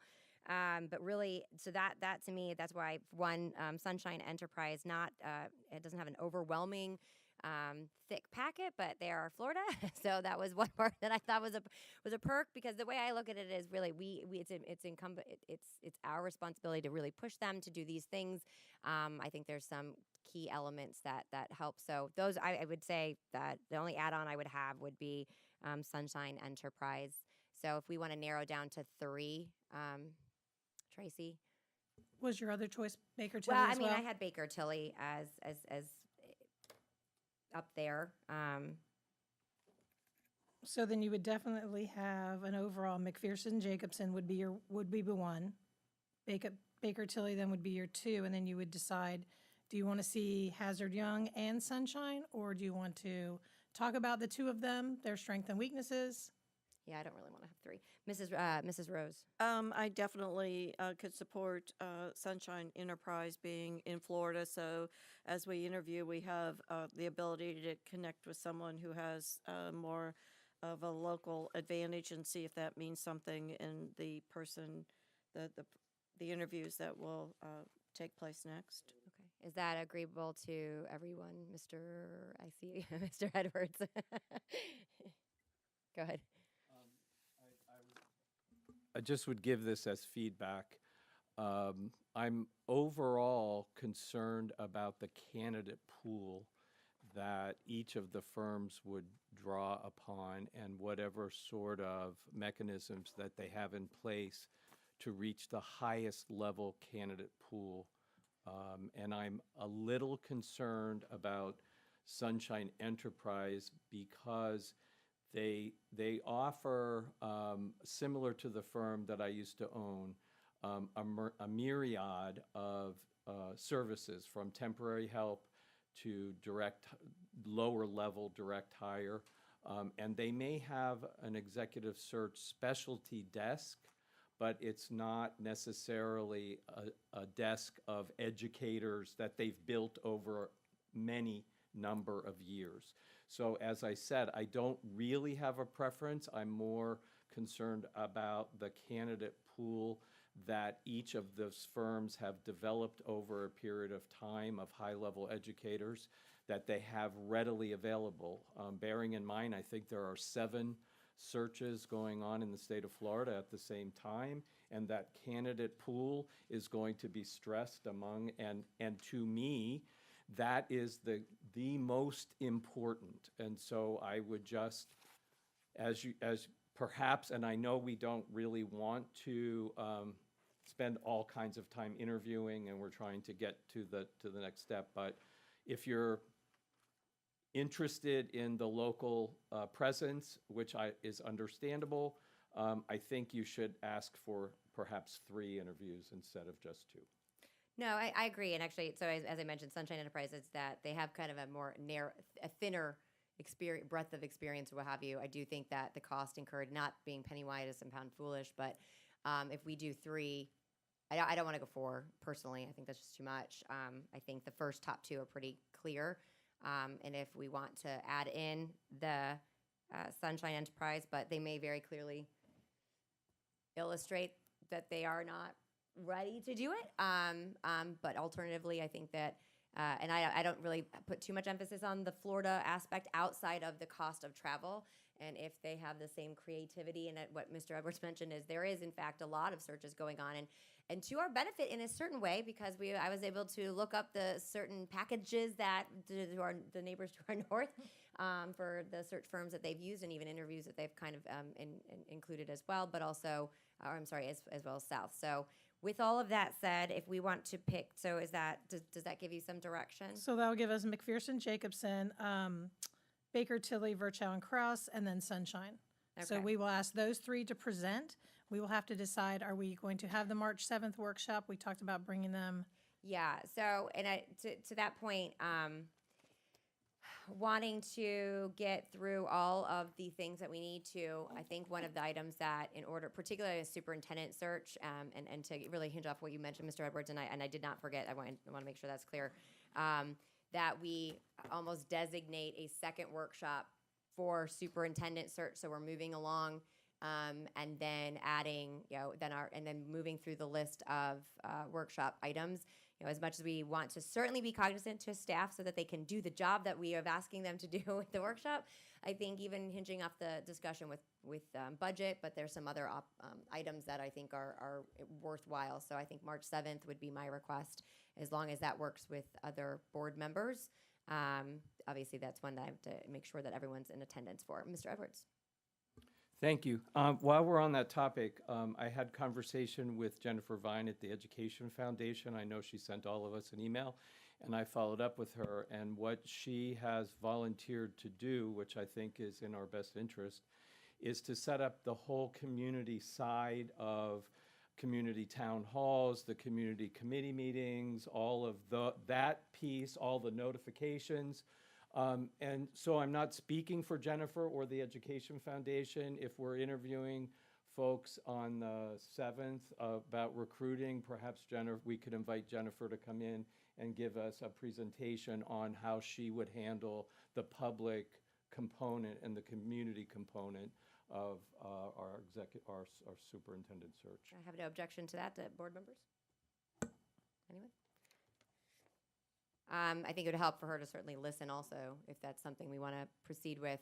I know some of the not saying it's the best aspect, but some of the firms do that as well. But I think when we go into contract negotiations, when selecting, that may very well be beneficial to hear where that comes through. So I welcome that and appreciate the Education Foundation's support. So are there any other comments? I put 60 minutes for this one. I'm so proud, board members. Thank you so much for doing your due diligence ahead of time. So do you have everything? So we would schedule a meeting, again, without objection, board members, that we would have a workshop and where they would be able to present to us. And really the goal would be to select them that same day. Of course, if for any reason that you felt that there needed to be a follow-up and you weren't prepared to make that, I could strike it from the agenda, but so that we had proper noticing that we would include that with the hope that we could, so that doesn't preclude us from moving forward. Right, so I'll get the date and time from Kathy. We'll give them 45 minutes, 30 minutes to present, 15 minutes for questions. I'll get their presentations ahead of time sent to you as soon as we can confirm those times. And then you'll have it on the March 7th board meeting to vote. Now, you will have tonight, it is on there. To shortlist. To shortlist. Yes. So you'll just need to approve that shortlist. Perfect. And then if you could also, Mrs. Tompkins, also if we want to reach out to the Education Foundation and we coordinate that as well and invite them to that workshop as well. Perfect, thank you. Okay, well, we are at 10:30, so we are about an hour ahead of time, which really makes me happy. So with that, without objection, we have a couple of items after lunch that we can move up. We can move forward to, I think, let's do I want to leave item, let me think in here. Well, we can go to the policy discussion of walking children to class. That is about 30 minutes, and we should be able to get through 6, 7, and 8. So moving to that, let me just get all of my paperwork here. So I know that we have all received many emails, and I want to thank the public, as always, for their engagement. I do worry seems to be some incorrect information out there, but I had the opportunity I have not been able to respond to everyone, so I apologize. I will do my very best to continue to do so, but I did have meetings with some members of the community, and to share that I'll say, as a mother of young children, I completely understand the concern when it comes to safety, and I'm glad people feel welcome to reach out. This is important. At the same token, so I would say that I have the utmost, that safety and security is not something we compromise in this district, and we are known to be the best of the best. I am looking at Mr. Enos over here, our former chief, and I think hearing from, particularly on the safety component, I think that, getting your feedback publicly would be very valuable, not only for this board, but for the community. But as one board member, just to tip this off as we move forward, is, in my mind, I think that having had this conversation for over a year, there's been a lot of misinformation and lack of clarity, even with the former administration. And I think that's kind of led us to where we are today. And that's unfortunate, where there was just inconsistency or people were being told different things, including board members. And so that in of itself is the way it's being rolled out has lacked the clarity. In my mind, I think that, and as I've mentioned, that we will never sacrifice or compromise security. And I believe parental involvement and engagement is a critical component that will help continue to build trust and partnerships within our schools and school communities. I know that we have former administrators up here. I know I've spoken with our superintendent, and I've spoken with many others who work in the district. And while to some, change is hard, and if we think about post-COVID, certainly a lot of these parameters were changed after Marjorie Stoneman Douglas. But if you see that sometimes people get used to something and they forget that we can still have the proper safety protocols, but also have an inviting environment, particularly when I think of our youngest learners and our elementary students and having their parents be able to be afforded this. I think there are a lot more pros on the end of this conversation that aren't really being discussed.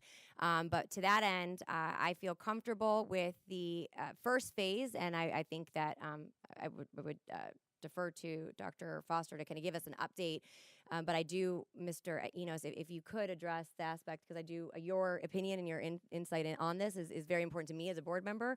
I know it's important to members of this community who I've spoken with. And so that would be my request. So if Dr. Foster, if you want to go first and kind of give us an update of where we're at, and then if Mr. Enos, if you don't mind, I don't normally ask board members to make a comment on things, but I am, as a colleague, hoping you can provide some insight. So Dr. Foster. Yes, thank you.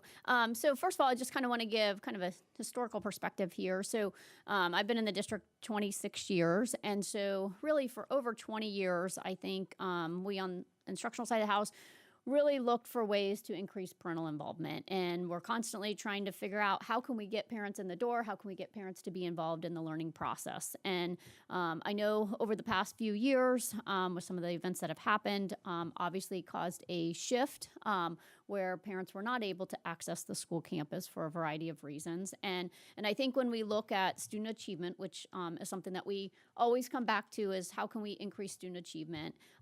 We've suffered at, and this is across the country. Sarasota is no different. I think our elementary learners have experienced the biggest impact to COVID. And I think part of that is part of the process with our youngest learners is having that interaction. And I think the last few years, it's been very difficult for parents to have interaction with the staff at the school site. And if we go back, we had lots of opportunities for parents to come into campus and have that interaction, even if it's just a good morning, have a great day. There's a connection between the staff member and the parent so that the student can see that and know that they're on the same page. And I think over the last few years, a lot of that, unfortunately, due to COVID and other circumstances, has been, we've relied on apps like Raptor and Class Dojo or agenda books, news, things, Zoom and other things where that in-person personal interaction we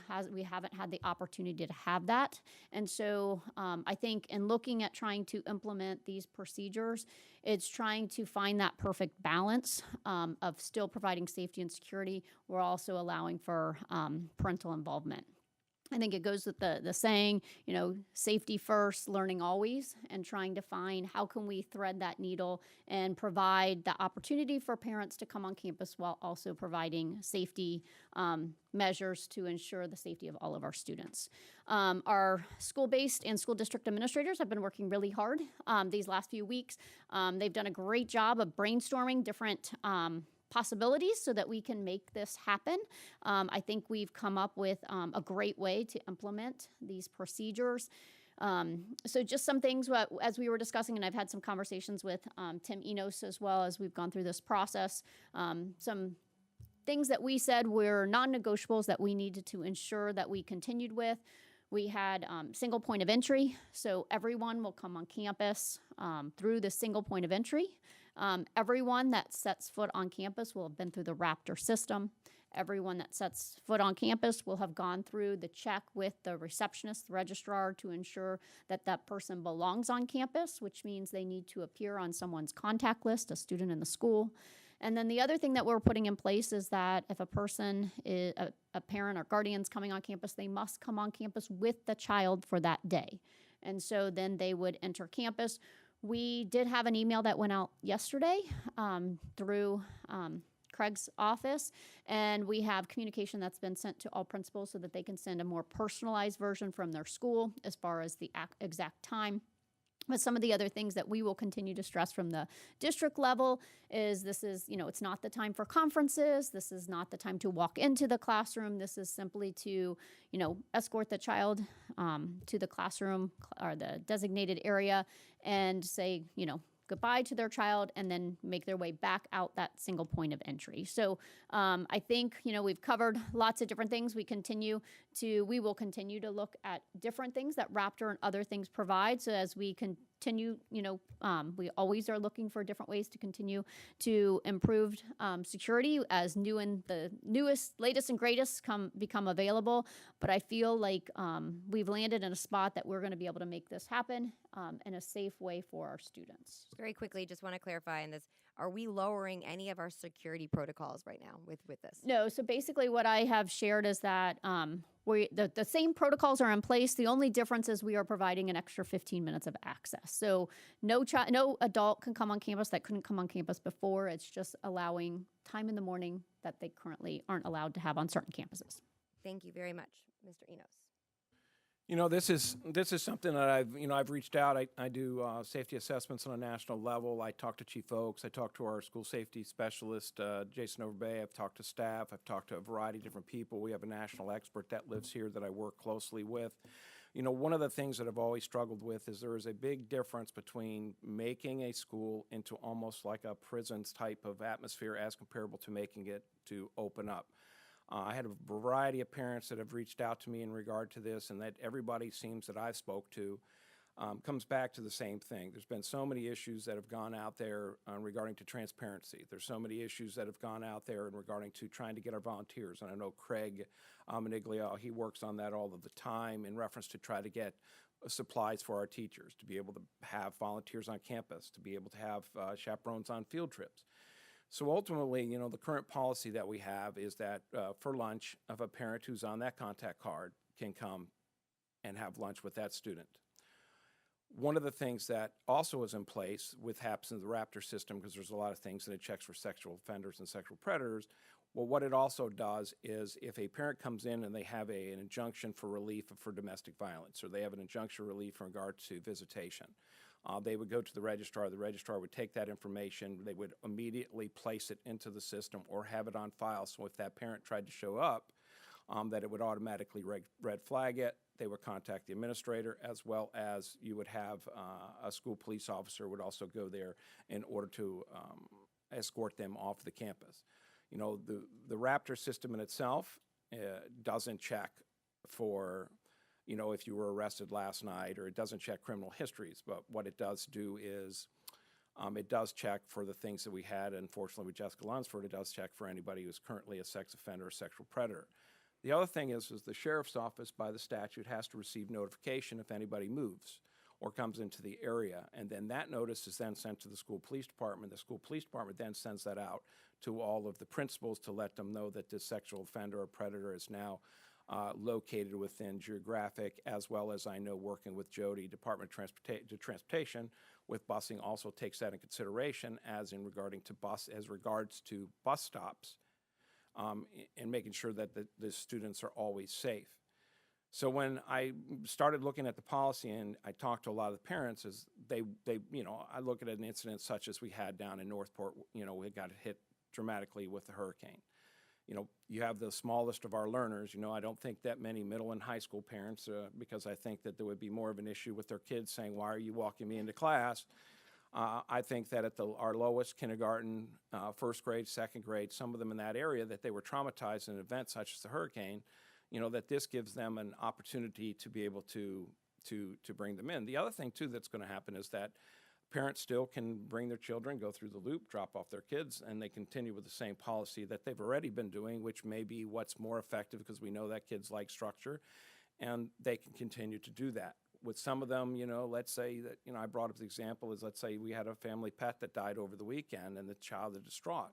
It would be nice to be able to say to the teacher, my son or daughter is having a lot of issues because we just had this tragedy, and that opens again, I think, to having that communication with the parent to be able to make good decisions based upon the mental health, because we know that the mental health of the students are so important. So with that, we already have the policy in regards to coming for lunch. So all this is going to do is going to give the same thing, which we have in there, that if you're asked to leave, you have to leave. You have in there that this isn't the time in order to confront a teacher. This isn't the time in order to do any of those things. A lot of schools, that's why the individuality is they all go to the cafeteria, and they assemble in the cafeteria. So when we look at the safety and security, it's another one of these pieces that with single point entry, our registrars are making sure that they have that timely information that's presented in case there's any restrictions, such as parents on the contact card, that would be updated immediately, and those people would be restricted access anyway, even without the morning, without even coming in the morning. They would be restricted always based upon whatever it would be, a court order, or, like I said, injunctive status in place. So that being said, is this policy, and like I said, I've had conversations with National Security Advisor in regards to school safety, is that you can ultimately make it so that no parent ever can come on campus under any circumstances at all. But I think that that's also led to some of the issues we heard about the transparency, and we know that our parents who are on the card already have the access to them, that they will handle themselves, I know, correctly, because we've had parents come on a campus up until probably, 2 years ago, maybe 3 years ago, where they were able to walk their students in. And I just think that, again, if we're trying to do volunteers, we're trying to show for transparency, trying to be able to, we can do it in a safe manner, which is the same thing that we do for lunch. So really it comes back to is that, single point access, having these people to make sure that they go through the system, make sure that they have credentials, just like we do if you came for lunch, that they're visible, the staff would be able to see them. And I think that it's a good win for our community in reference to is that, as a parent of 3 students, it's something that I know there were plenty of cases where, one of my children was having a bad day, and it was really beneficial to the teacher and my children to be able to walk in there, just if it's just a 5-second conversation to say, hey, this is what's going on, because that may lead to other conversations that may go into, as we discuss counseling, mental health. So in an overview of it, that's ultimately when we look at this stuff and met with the people here at the district and met with Mr. Ranoff at the time and other people I've had with Ms. Foster, as long as we do it where that's that safe, there's eyes on, there's one entrance, you're still going through after, you have your credentials, then there's really nothing different than it would be technically if you came to have lunch with your child, as it would be, because you still have to be on the contact card, your child still has to be there. And that I think that we're able to open that up to have our parents to have more opportunities to be part of their schools, which is the way it used to be. Thank you. Are there any more comments, questions? Mrs. Rose. Thank you, Madam Chair. It's just one piece, share experiences that have occurred in our district that kind of emphasizes the importance of this piece. I had 2 parents contact me that had, one was a kindergartner and the other was a first grader who had students that had significant disability and were nonverbal, and it was their first day of school, and they weren't able to walk their child to class. So I think that, taking in consideration the uniqueness of any one individual family and handing over your child, walking and just getting a visual and seeing the smile on our brilliant, wonderful teachers' faces is an incredible positive. I also want to bring up having had experiences of, and I include sixth graders, Chief Enos, in the sixth graders on their first day of school really like the option of having mom or dad come and see where they're being dropped off at. But in the section 5 of this 9.60 visitors, one of the things that I'm interpreting from this is that a parent or guardian could believe that they could schedule a conference with the teacher at that time. I would like to recommend that we put something in parentheses that conference is scheduled by email or calling the front office, for example, because that's one of the things that we had to fix at Sarasota Middle School, that you cannot schedule a conference when you're dropping off either. That needs to be through the appropriate processes. Yeah, I think I agree. So but on item number 5, the second sentence, it says, to avoid interrupting the daily program, the parent who wishes to communicate with the teacher or other school personnel should request a conference for the after school hours during a teacher's. So I think really we need to interject include communicate with the teacher or other school personnel via email at a what do we say, alternate time, or what I did, it made sense, and this is open for dialogue. Okay, got it. After conference, in parentheses, by email or calling front office and leaving a message. So that's directing a parent or guardian how to schedule that conference and not to be walking to class, where, most of our teachers are at their classroom door supervising transitions onto campus, and it's real easy to say, oh gee, I want to schedule a conference now, but that we are very deliberate, and that's not the time to do that either. That works for me. The only question I have by email, a front desk, or other electronic correspondence, because I believe we have. Okay. I just don't want to narrowly It's tailor it. perfect. It's like, oh, you didn't say Yeah. this. Okay. All right, electronic. So it would be last sentence, and I'm a teacher or other school personnel should request a conference by email, front desk, or other electronic means for after school hours or during a teacher's conference period. Is that okay? Do we have that? Because we can amend it and add that. Amend it at the board table. Just want to make sure it's correct. Mrs. Rose, did you? Yeah.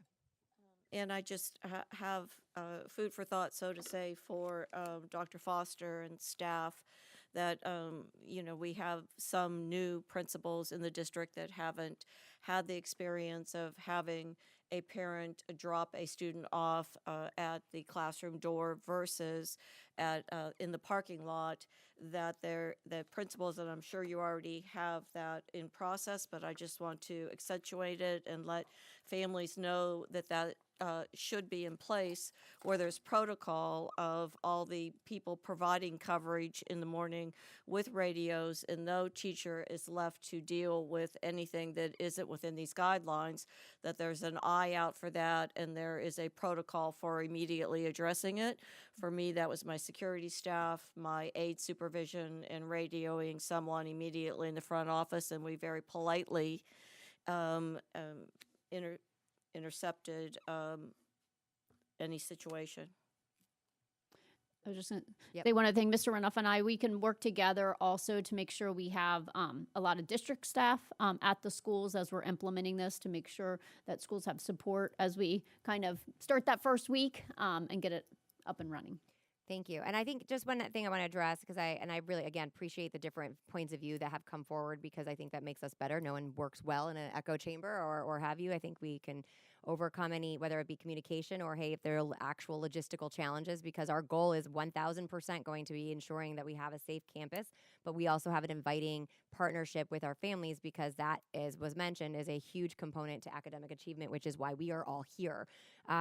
But the one aspect that I wanted to raise was, that has come up, and it's a fair question of why in the middle of the school year.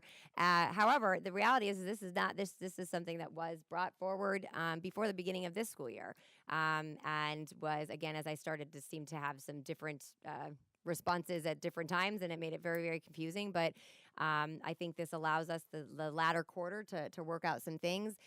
One area that I would like to entertain, again, there's no decrease in security this quarter, but as we look into the next year, is to have perhaps more permanent in badge set up for parents. And again, I think of, and as I mentioned, a mother who is a very involved mother at one of our elementary schools brought this forward as a great opportunity to increase our pool of volunteers, and we could be the leader in the state with the most volunteers.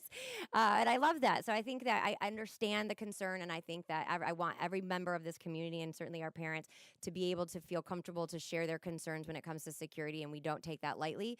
And I want to make sure that they feel comfortable and confident that we have addressed that, and we don't put that by the wayside.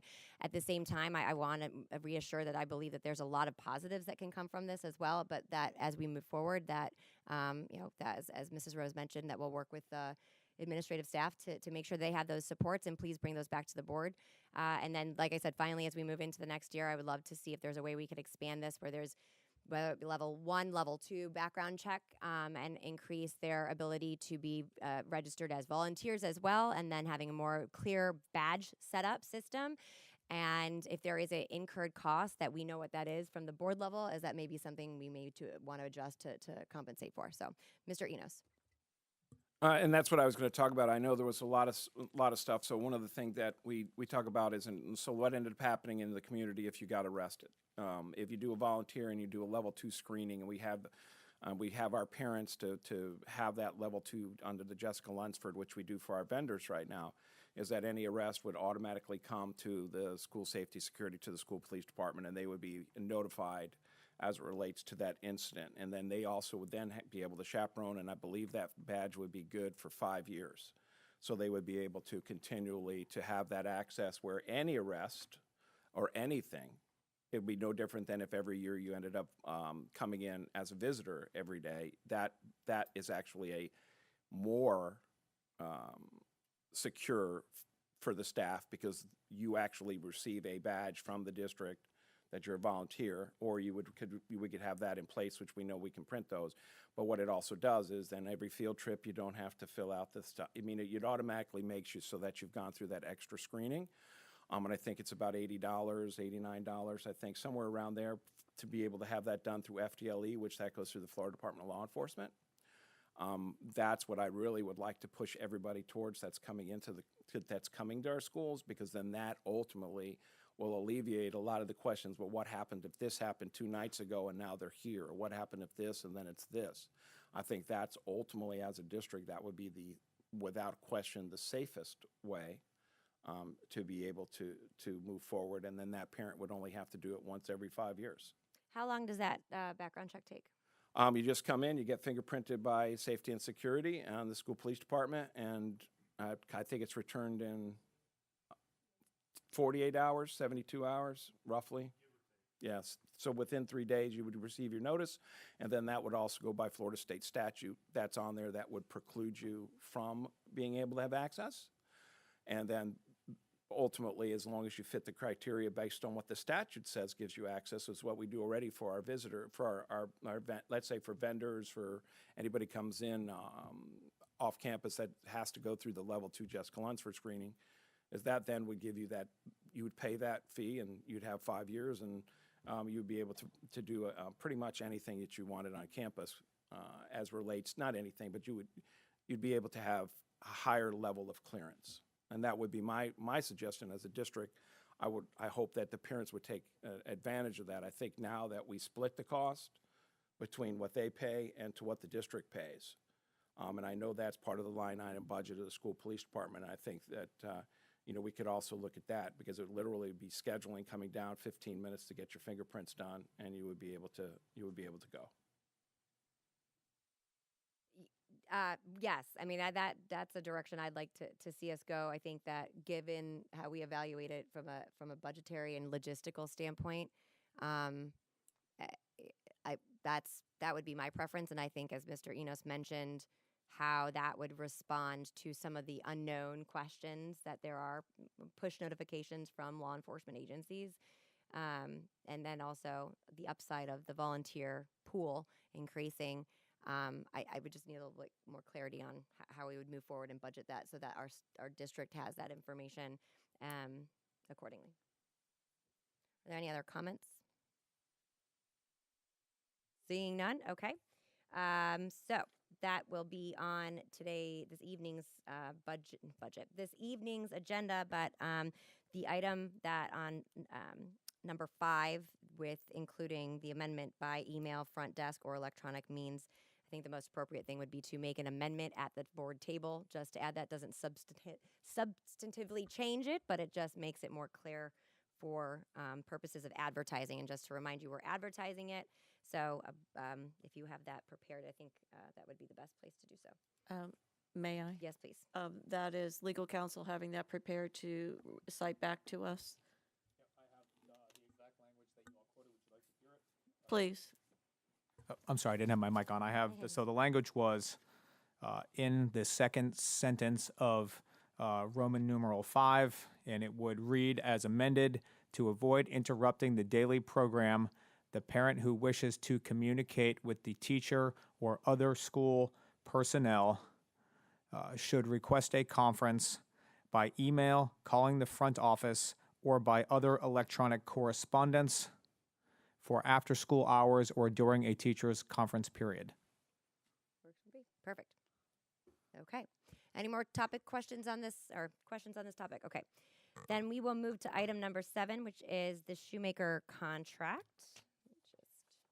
So I had asked for this for a couple reasons, as it's very known to many that there has been some changes to who sits in the seat. Well, we're back to what we initially had from an agreement, but overall the discussion with Shoemaker or their role seemed to change. And I wanted to, one for us as a board, but make sure that also for the community and then also from billing components, that sounds like there's additional discussion around that.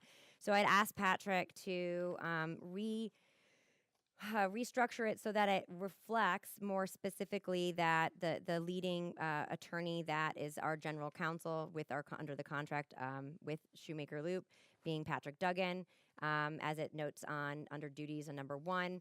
The term, again, I maybe should have Patrick do this, but it's been stricken from 2, that there's no specified term, and that, again, because this is more of cleanup language. Mr. Duggan, if there are any other areas you want to address, and then I want to make sure Mr. Edwards has the opportunity to talk through some of the areas that he had mentioned previously. So I guess we're under compensation. Any adjustments that you wanted to address there? Sure, yeah, no, Mike? I want to start off by saying Shoemaker appreciates and is proud to perform this public service. We're proud to have this work, and we're proud to be able to work with the community on such an important thing like education. We believe we're uniquely qualified as a large law firm in a small town like Sarasota to perform this work. You may recall Shoemaker came on board in February, March of 2021 during the pandemic. We had an initial contract which before you was modified, and essentially it called at that time in that contract for certain jobs to be performed by certain people, and at 2 different rates. So there always have been 2 rates of pay for the services that Shoemaker provides. Since the end of August of 21, beginning of September, the composition of the board at that time, worked an arrangement with Shoemaker where instead of having certain people performing certain jobs so that Shoemaker could staff the contract in the way that the board then wanted, there was an agreement to kind of modify this arrangement. It never was reduced to writing, but certainly we shifted to less about who was doing the work and more about what was the nature of the work, the day-to-day work versus the adversarial litigation. So that has been the status quo since about September of 2021. Here we are. Like I said, we're proud to do this work. One of the benefits of a full-service law firm is you are not paying people salary. That's something that the firm takes on. You're not paying a hefty FRS contribution for lawyers, which is something that's absorbed by the firm that you're avoiding by having a contracted law firm instead of in-house employees. You're getting the specialization of all of the various 300 lawyers that Shoemaker employs nationwide, including more than 100 in Florida with specific Florida expertise. You're avoiding all of the costs related to office space and paper and things like that. You're avoiding the cost of having to employ additional employees like paralegals and the FRS costs that would go with those people. So I know sometimes it can be shocking to see the overall amount that Shoemaker charges for this contract, but I can tell you there are a lot of soft and hidden costs that get worked into this that Shoemaker absorbs that would be costs that the district would have to have staff lawyers and all of the staffing that would go with that. For a $1 billion operation, essentially we're doing this with 3 or 4 lawyers. I serving as the primary. Certainly Mr. McKinley's very involved still and more of a kind of behind the scenes role. And then, at any given time, a couple different litigators. But for a $1 billion operation, we think we provide a tremendous value at a tremendous cost when you factor in, what going rates are for legal costs in this community. We're proud to do it. We consider it a public service. We absorb all of the inflation and things like that. So we are happy to continue this work, but we want to make sure that at some point, that as inflation and things like that and costs go up, that, we have the ability to adjust accordingly if need be. Thank you. I know you're not on here. But I know you wanted to. Did you want to make any comments about the prior conversation that we had, Mr. Edwards? Excuse me. Let me start off by saying that when we went through the process of selecting law firms, there were only 5 that submitted, Mike McKinley being one of them, which Schumacher absorbed. There were 2 full-service law firms, one here in Sarasota and the other, I believe, in Miami. And for me, it was obvious, as per the conversation that we heard about search firms, I went with the local guy. And so that's how I believe, at least from me as one individual board member, that Schumacher was selected. For the most part, I've been very satisfied with my service and the service that they've done with the school district. But my biggest concern has been, and I've vocalized it to Schumacher on several occasions, and here in a public forum, is billing. What we have right now, to my knowledge, is a system on the administrative side where I think it's certain cabinet members or cabinet members have the right to pick up the phone and start the billable clock. I'm not sure if that's the policy that we want to have moving forward, because then behind cabinet members, staff members perpetuate that billable clock. And again, I'm not trying to, I'm not blaming anyone. I'm saying that this system, to me, is not controllable and hasn't been controllable from the administrative side. And the piece that I am most concerned about is, and I don't want to sound like the cranky old guy on the board, but legislatively, there have been many changes that have impacted education, which has required the school district and those said cabinet members to ask legal questions. And those billable questions have gone on and on and on and on, and we've been involved in litigations that have happened. And I think it's important that the public understand when laws are passed that sound like a good idea, the financial implications that happen right down to the classroom level in terms of where dollars are spent. So what I'm looking for from Schumacher from a billing standpoint is, and I know that some board members have been distressed that I ask questions, where they go and how board members receive that information is not up to me. But what I'm looking for is a monthly accountability from Schumacher that tells me, as an individual board member, the billable hours, and I appreciate that it's going to have a 30-day lag, but I need to see it on an ongoing basis that gives me a bottom line. This is what the administration has spent by matter number, and the matter numbers need to be decided upon either at the board member level or at least reviewed so that we understand administratively where those legal dollars and those billable hours are being spent.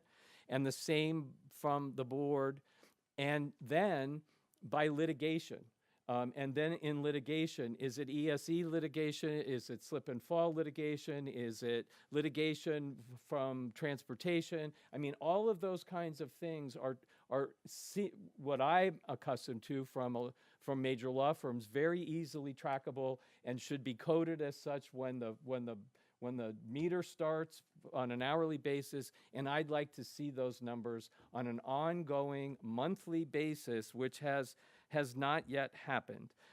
Lastly, I think from Schumacher's point of view, I appreciate that they have absorbed soft and hidden costs. I think that should be on the monthly report, that these are things that we absorbed and that you're patting yourself on the back.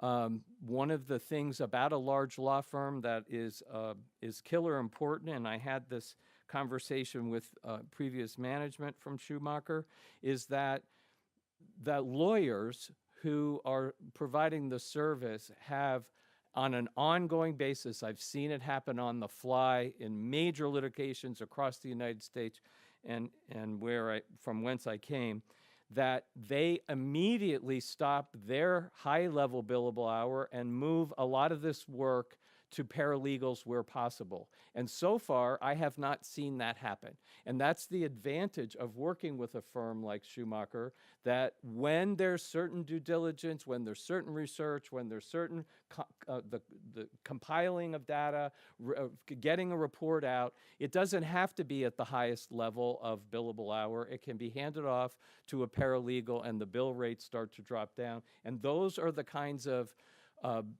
ways that I think Schumacher and the advantage of hiring Schumacher should be leveraged and begin to be implemented. So those are the types of ideas and suggestions I have. And frankly, I'd like to see them written into the contract.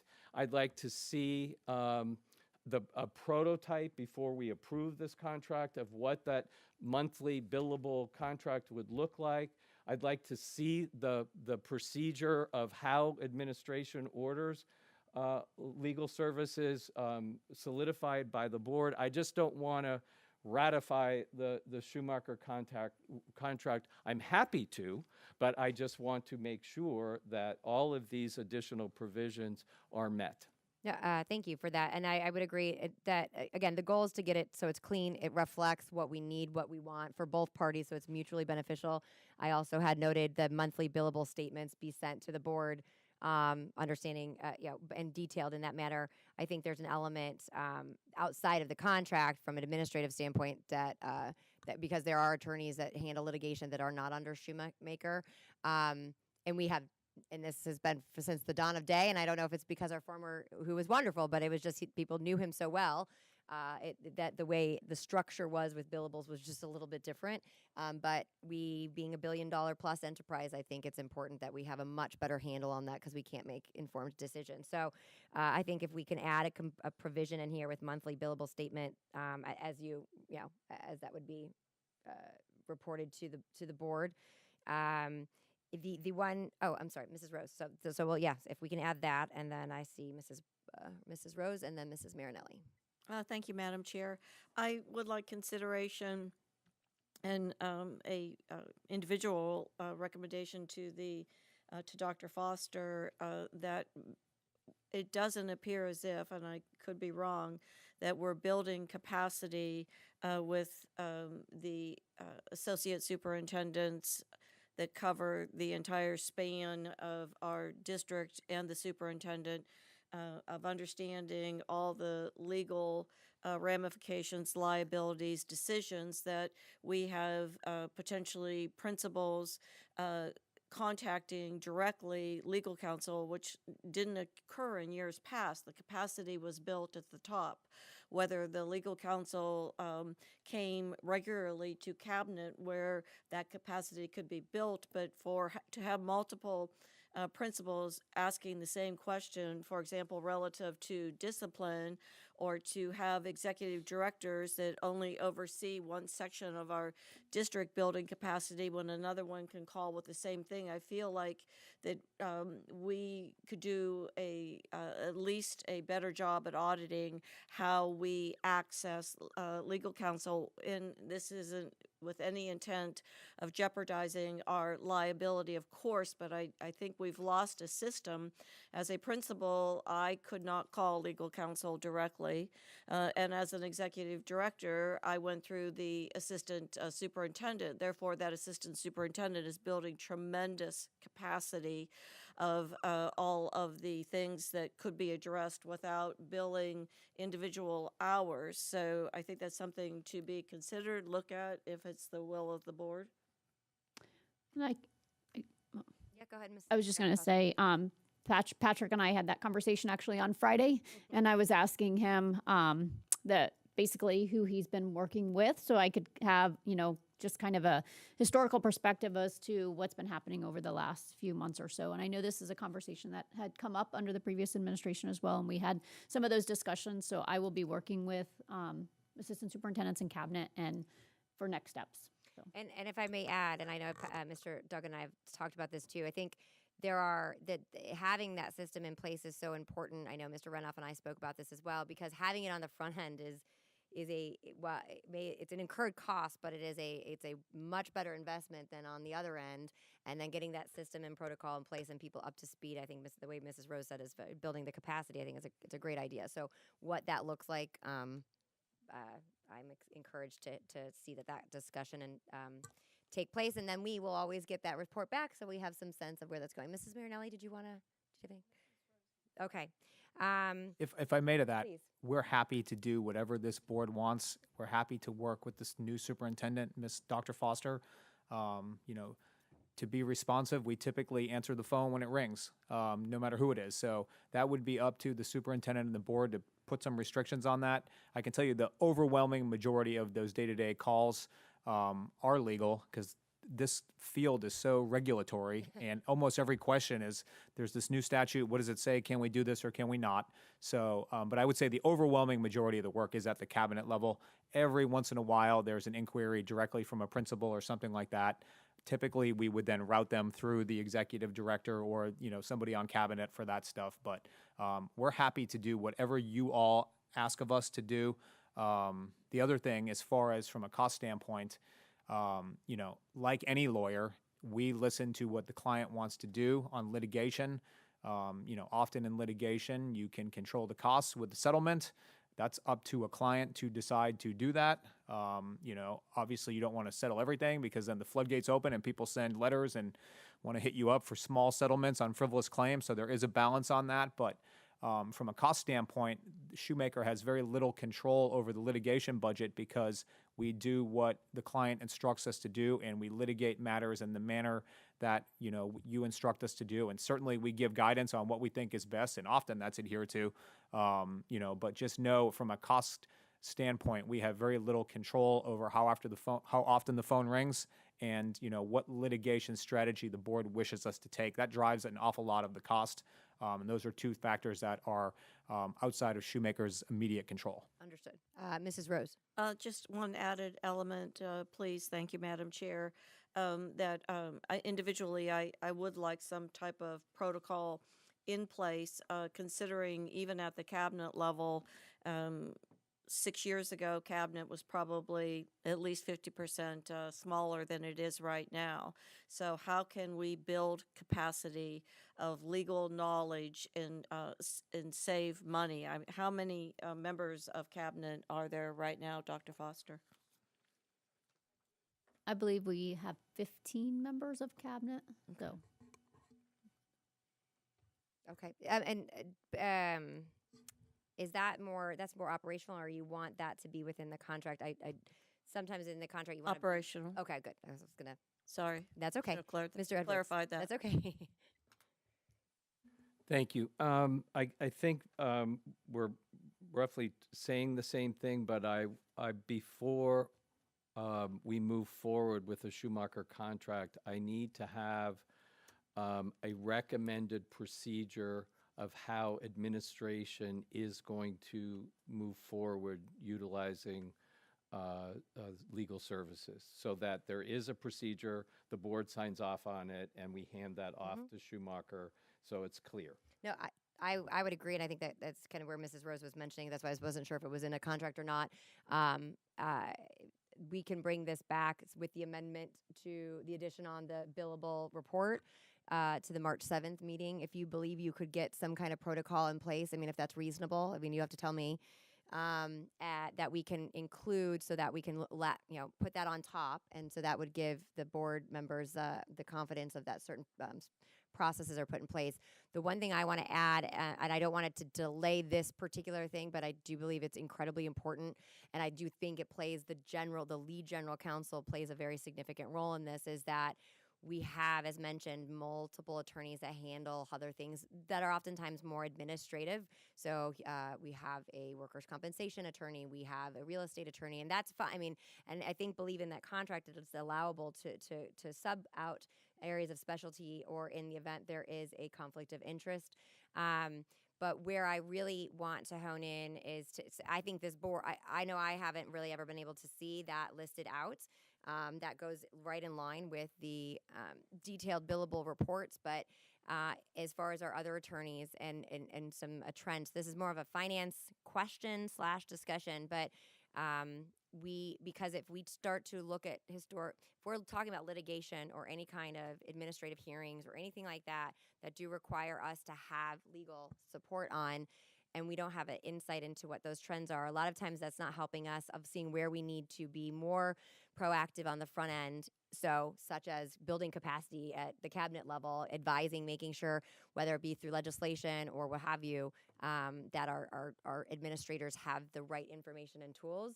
So I think that not doing those in silos from the get-go would benefit all of us. And then the final part is that, I know I've mentioned this, but I'll wait until we see that report, and then I'll share my thought. Mr. Edwards.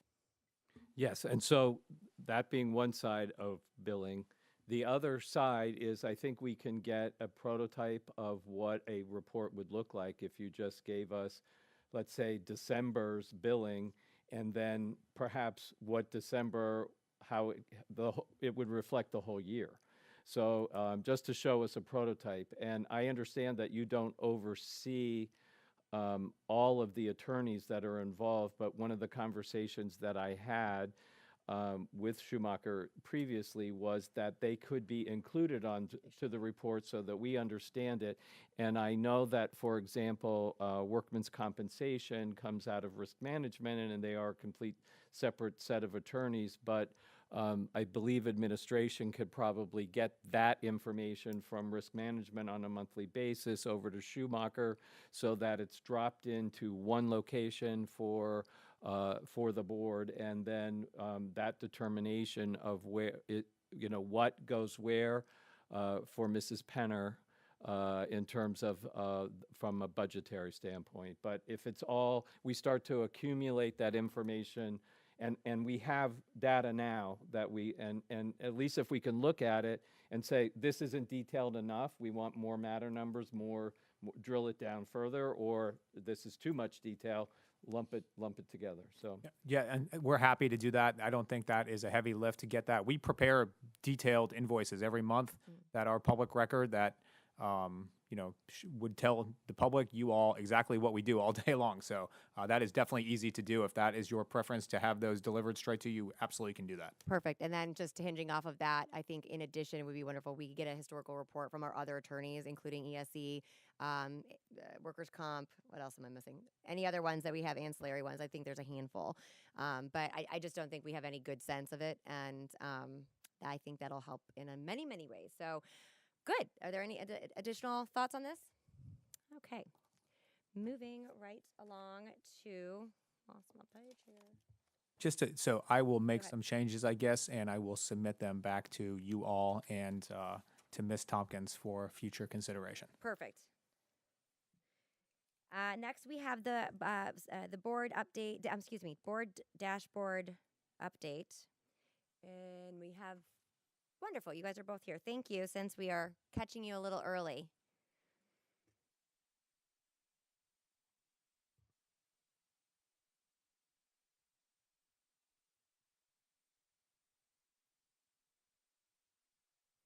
Good almost afternoon. Thanks So- for getting here early. So a few sessions ago, we heard that the board was looking for some sort of dashboard to kind of collect some of the information that was being asked of department heads and stuff. So we came together and thought, how could we put something together? And we want to get your feedback and input before we actually put something to paper or built the Teams page. So basically what this would be was an ability as we heard today, there were several asks. Can we do this? Can we get another one of these? Can we get this data sent to us? And it happens, during these work sessions as needed. And the staff sometimes walks away with, what was I supposed to get? Was this all I was supposed to get? And so from a past practice of mine in another district, what we did was we created, through the AA, a list of everything that was kind of asked in the meeting. At the last 5 minutes of a work session, maybe 10 minutes, it was popped up on the screens for everybody to say, oh no, that's not what I was talking about. This is what I was talking about. And it kind of gave it kind of a pinpoint of exactly what was needed. Then it helped staff create the exact documents that everybody was looking for. And then we thought we'd take it one step further by maybe creating a Teams page. Then the staff could upload that information to a Teams page that all board members would have access to. They could grab that information and look at it and download it. Or maybe something similar to that, if not a Teams page. We're still working with IT to figure out what the mode of. With the best venue, I guess you want to say, or landing page where you can look and see the information that was requested, and we could put a due date to it about when you would expect it there, et cetera. The other thing that it serves a really good purpose for is archiving. So if we have to go back and look for information from a couple of meetings ago, I don't know about you, but I forget. So I'll have to go back and look and say, okay, we provided that. This is still outstanding. So I know this was brought up, Mr. Edwards. I believe you brought something up like this as well. I know in our agenda reviews have had some good discussion, and so as one board member, there's a lot of value I see to this. There's clearly a lot of different discussions just merely on the workshops that we're having. I think that you having at the end being able to digest what did we talk about, what do we want to do. I think one visually helps us highlight all of the ones versus my scratch pad here.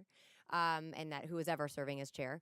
But also, something the county does really, really well, and they use something very similar to this, is really what, and I was somewhat trying to emulate under the board, board assignments, board comments, that would allow us to put these on the dashboard, and then, because using this example with the legal review, was what is a reasonable time frame for staff to put those reports, because it's not just for you to do this report, but it's in conjunction with all of the other things you have going on.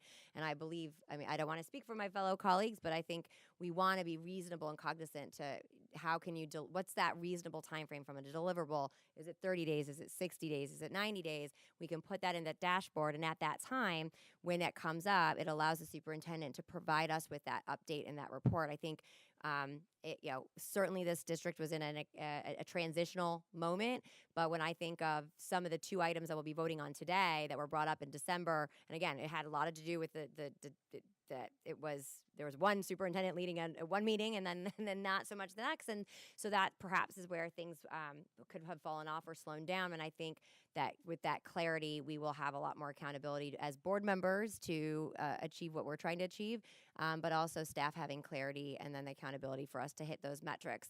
The only other thing I'll add is that, including myself, that we want to make sure that even if I'll use this example, if you look at the back page of this, I have like 1, 2, 3, 4, 5, most are conversational.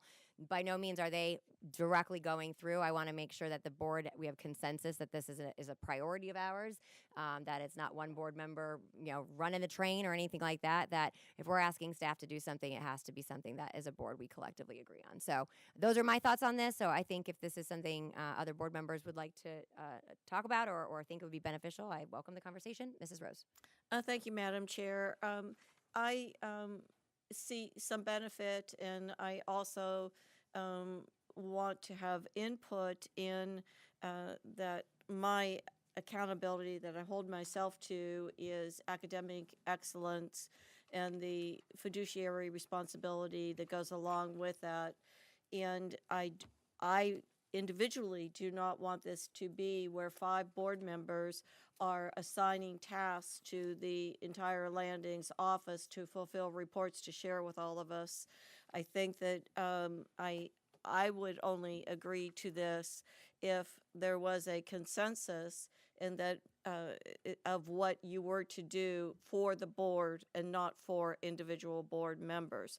And that in addition to that, before we get to that consensus, that as a board, we're deciding what our priorities are so that it isn't one board member's desire over another's. It's that we have committed to a common end goal of what is our highest priority, and obviously could move down from there. But having been an executive on staff, you could spend all your time fulfilling our desires, and I don't want that. I think that we need to be held accountable. I need to hold myself accountable to what is the impact on academic excellence achievement. What is the accountability of return on investment of how we're approving taxpayer dollars? That's, where I would start my deliberation at the top. So the only way I'm agreeing to this is if it's a consensus on what you are doing and we hold ourselves accountable to what that means with your time, because easily just one presentation that you've been doing all along, it could end up being, 3 days worth of work, which just, what is the value? So thank you, Ms. Rose, for that. One way this could work and how it has worked, I did come from a district with 13 school board members, and after 2 long full days of work sessions, there would be quite a long list of to-dos. And what they would do at the end is they would bring them up, and then they would actually, as a group, decide, we don't want that, we want this. And then it never really had to come to a vote, but the majority would kind of say, okay, and they would get along. However you all would like to do that. This was just an opportunity for us to kind of streamline the process for not only the staff, but for you all, because what you're asking for, obviously you need, and to make decisions. And we just thought if it was in a one-spot shop for everybody, so Ms. Tompkins doesn't have to chase it all down and say, oh my gosh, communication's supposed to give this, IT was supposed to give this. It's all right there at that date that it was requested and agreed upon by everybody. But yes, to your point, it would be futile for 5 different things, 10 each, to try to do, because then we would never get anything done. And sometimes data requests need clarification. So instead of trying to call everybody back and saying, oh, did you want this or did you want that? We just can clarify it right there or get it at least as clear as possible. And then it would be everybody's understanding that we're all asking for the same thing and the same parameters. Mr. Edwards and then Mrs. Rose. I have, yes, asked for a dashboard.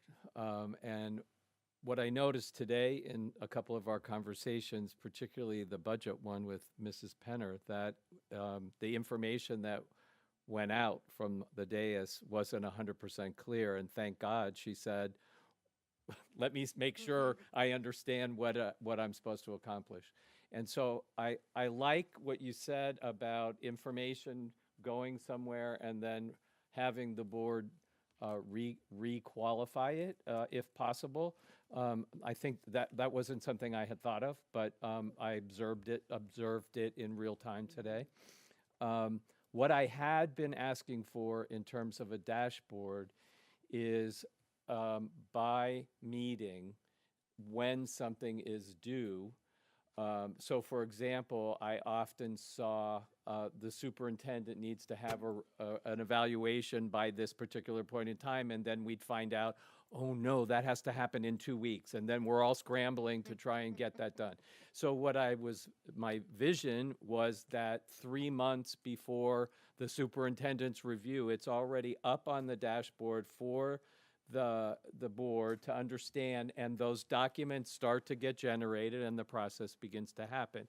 In conjunction with that, what happened today is that we asked for, and I think we agreed to, a prototype from Schumacher in terms of what that billable report would look like on a monthly basis, and that there would be a procedure from a recommended procedure from administration for Schumacher, and that goes on the dashboard, and it's still, and so that, quite frankly, put on there, Mr. Edwards, your password is going to expire in 1 month. So put it on the dashboard so that none of our email passwords, I won't find myself on a holiday not able to get back into my emails. So that's what I don't think it's to ask individual board members to ask for tasks. I agree. I certainly don't think we should have that opportunity to do that ever. I'm looking for it to be an ongoing to-do list.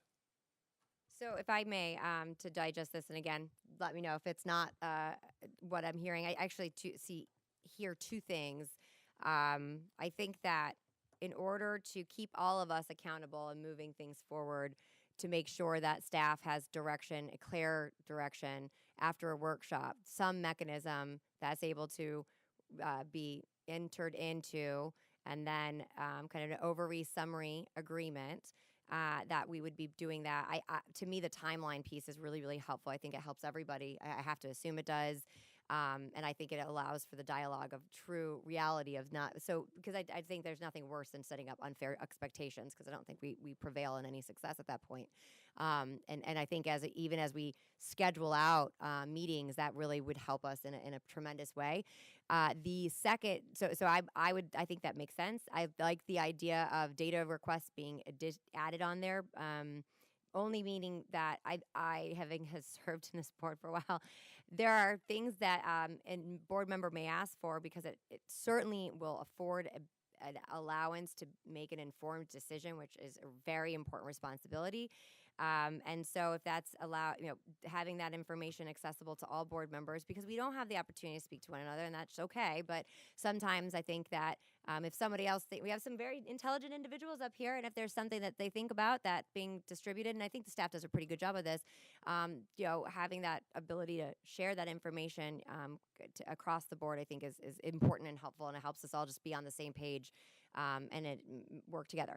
But separate to that, I do think having, after the end of the workshop, showcasing this is what we're going to, here are some areas. If there is areas of disagreement, because it's a very heavy lift, and I think this is important, that if it requires us to kind of build the consensus in a more formal capacity, we can certainly do that at a board meeting and take formal action if need be. But if I think about today and the discussion, certainly there's there's certainly consensus on the legal aspect or some of the documents there. There's certain consensus on the financial aspects. I'm sure I probably am missing something.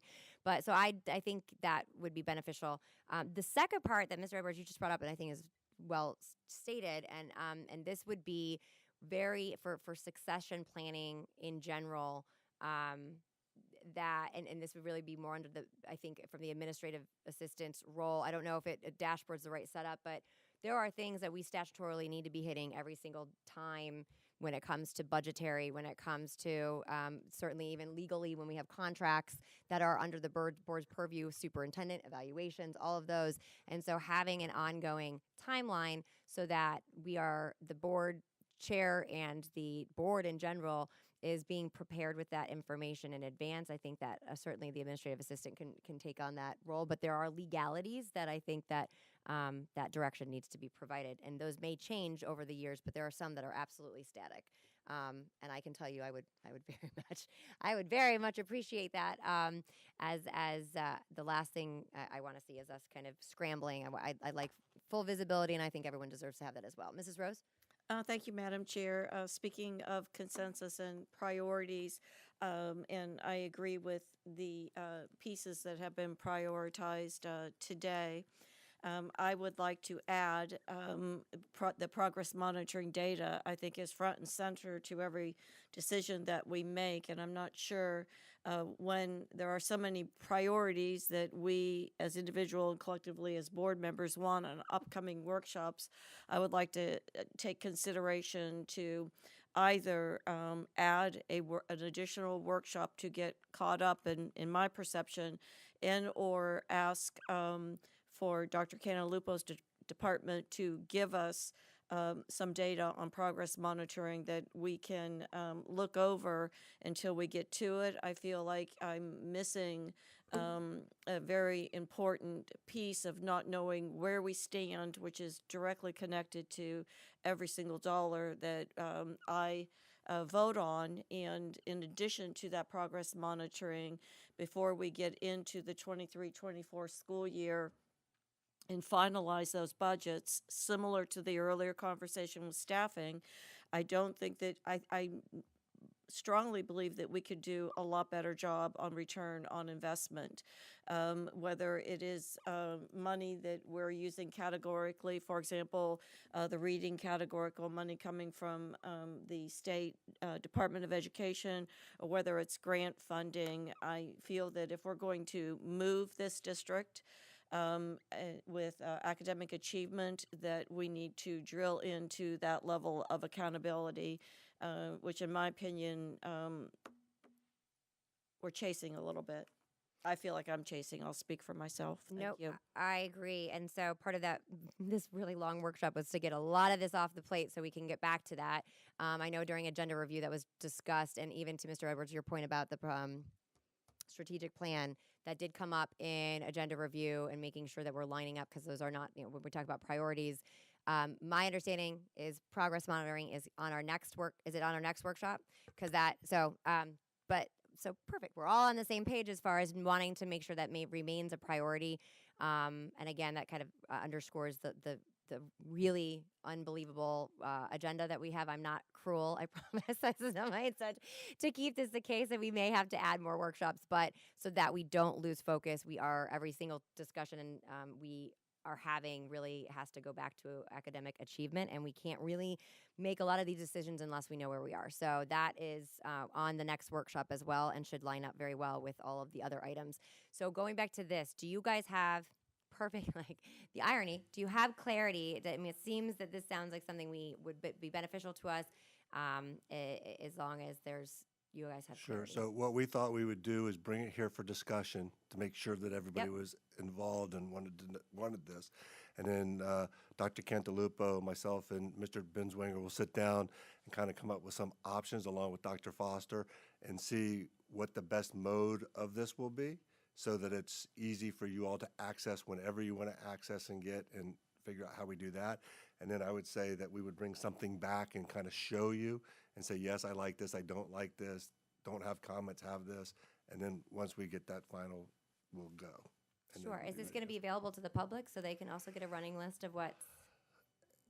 I think we can discuss how you have want to to show it and Yeah, that will and what depend we, on the team, what we use, right? The exactly. It redaction, depends on what we exactly. Okay. use and also what kind of material we want to put out there. So that's if it's just lists of agenda items and that, but if we're going to use something where we're storing information, where we're sending you information, some of that may not be appropriate Understood. for. Right. And then some of that is also available through public records, which is another place where the public records department can get it very fast, Okay. because it would already be pulled, you know. right. But anyway. Well, I think the work, I think a data, a dashboard of sorts will keep us moving, and I think it will also be clear.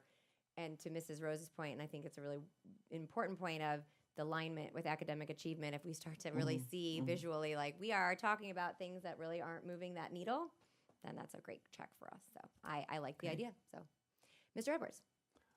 I would just add that you might want to put Mrs. Tompkins in that conversation because the actual doing and running of sounds like the board has moved it onto her plate, and I would like to make sure she has capacity for that. Absolutely. She's been involved she knows we've been talking about this. We've As been an oversight. looking at prototypes, and you will share them with, before we bring anything back to make sure it's something that we can all handle during the meetings. Perfect. Well, I think I see no more questions, so thank you for bringing this back for us, and we look forward to next steps. Members, it is 11:39. I had us breaking at 11:30. As long as we have is everything here?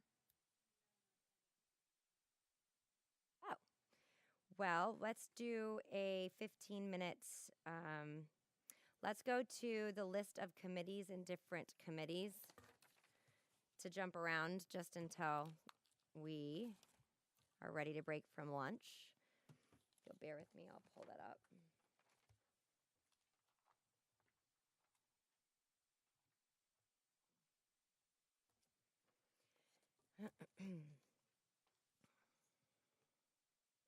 So this really shouldn't be too long of a conversation. This is step one of what will be a little bit more of a conversation. And this, as you may recall, there's a couple different aspects we have to look at this in. There are some statutorily required committees that we must hold or that are dictated under statute. For example, SAC, SDMT, the Audit Committee, et cetera. But as noted in many of our policies, we mention committees, but sometimes they mean different things. And I think it's just, this was for us to have clarity of what they mean. It's also one of my bigger areas of making sure that when we have these committees, everything's being done in a compliant manner, whether they are subject to sunshine or not. And so this was kind of first step of all of, and so who created this? This was Ms. Okay. Pinner, I don't know. Maybe provide us some guidance, because I know that I've heard even in agenda review that work groups instead of committees. So how we came up with this, and then what as board members we need to do with it and move forward if they're, as we look at next steps. So what you have is a listing of committees that was developed just simply through asking Cabinet, what are the committees you deal with? And to try to get somewhat of a comprehensive list that didn't necessarily include, again, work groups or folks that get together, just as part of their job to try to conduct the business. So with that, we came up with some listings, and really what I look for is guidance on what should we be considering a committee that would require board input, and as well, if it's not dictated in statute, which really there's only one that is dictated in statute, and that's the Audit Committee. How are we going to, get representation on that? When would we want board members to suggest, make appointments to those committees, versus when can it be a committee that is, or what that appointment process looks like. I know we got a little hung up on the Financial Advisory Committee, and again, that's not necessarily a committee that is set forth by statute. It is in the ballot language on the referendum that says there will be an oversight committee, and that's really about all it says. So we've taken it from there, and I know it has evolved, but again, so it's kind of the board's intent as to how to develop, what needs to have board acknowledgement, board direction, and appointment.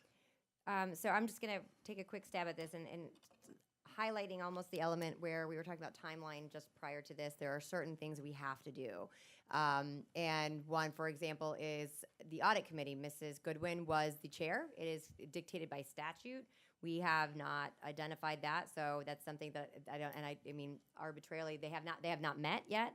But as a board, collectively, we need to appoint who would be the chair of that committee, and any other changes. The other last thing, just the Financial Advisory Committee and the Audit Committee, I think the way the language for the Audit Committee policy is written is that it's an appointment per board member. So when that board member is off, then there is potentially a vacancy. I have to go back and review it, or Mr. Duggan, or have the appropriate member of staff to review that. But the same would be in my mind. I think we got away from this, and that again, when we prioritize, but this is more of a legal, having our policies line up. The Financial Advisory Committee, I think, would be beneficial if it mirrored that kind of process, that particular appointment is appointed by a member of the board. That is a specified term, and so that term is up at the conclusion of that, and therefore there will be a renewal appointment. I think those are probably the two most frequent ones that we would reference as board members, and they are all subject to sunshine because they are certainly again, and I see you on here, but they are board sanctioned. But there are other ones that are subject to sunshine. The one last thing I just want to put a little nugget in is we do have a number of other committees that are underneath, for example, SDMT and SAC. I think 1467 even has a requirement that we have committees, I believe. Oh, I see you pointing. Is that in there? It's on the list. Okay, forgive me. Yes. What number is that one? 3 and 4.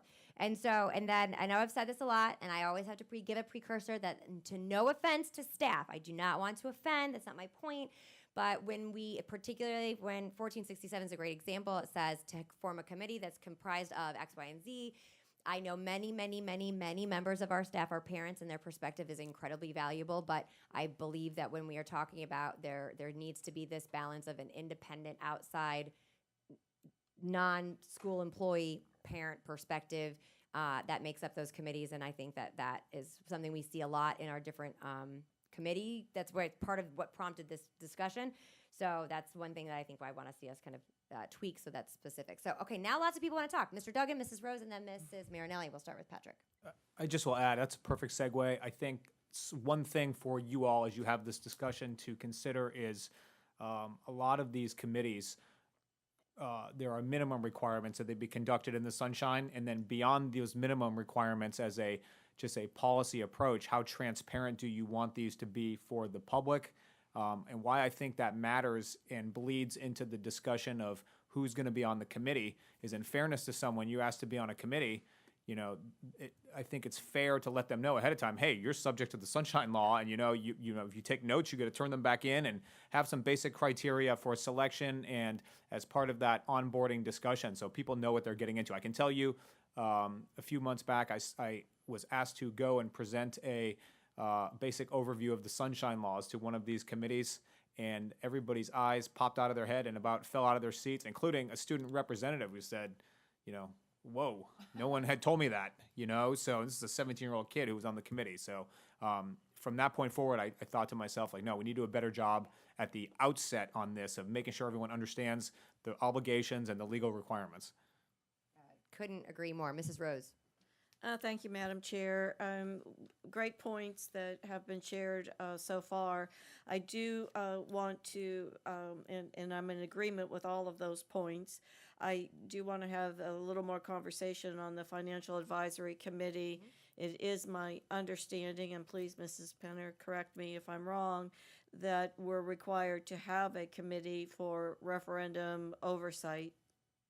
It's in the ballot language that there will be an oversight committee, yes. However, the Financial Advisory Committee has taken on a lot more agenda items relative to our finances, and I don't have an issue with that whatsoever of anyone's involvement. What I am wanting to have a conversation about is are those presentations and the Financial Advisory Committee looking deeper into our financial pieces, is that a standalone, or are we doing it as a board as well, to where your staff or staff in general or Dr. Cantalupo's data progress monitoring achievement department, is that happening twice, where it's happening with the Financial Advisory Committee and it's happening with this board, or is it happening with the FAC in lieu of this board?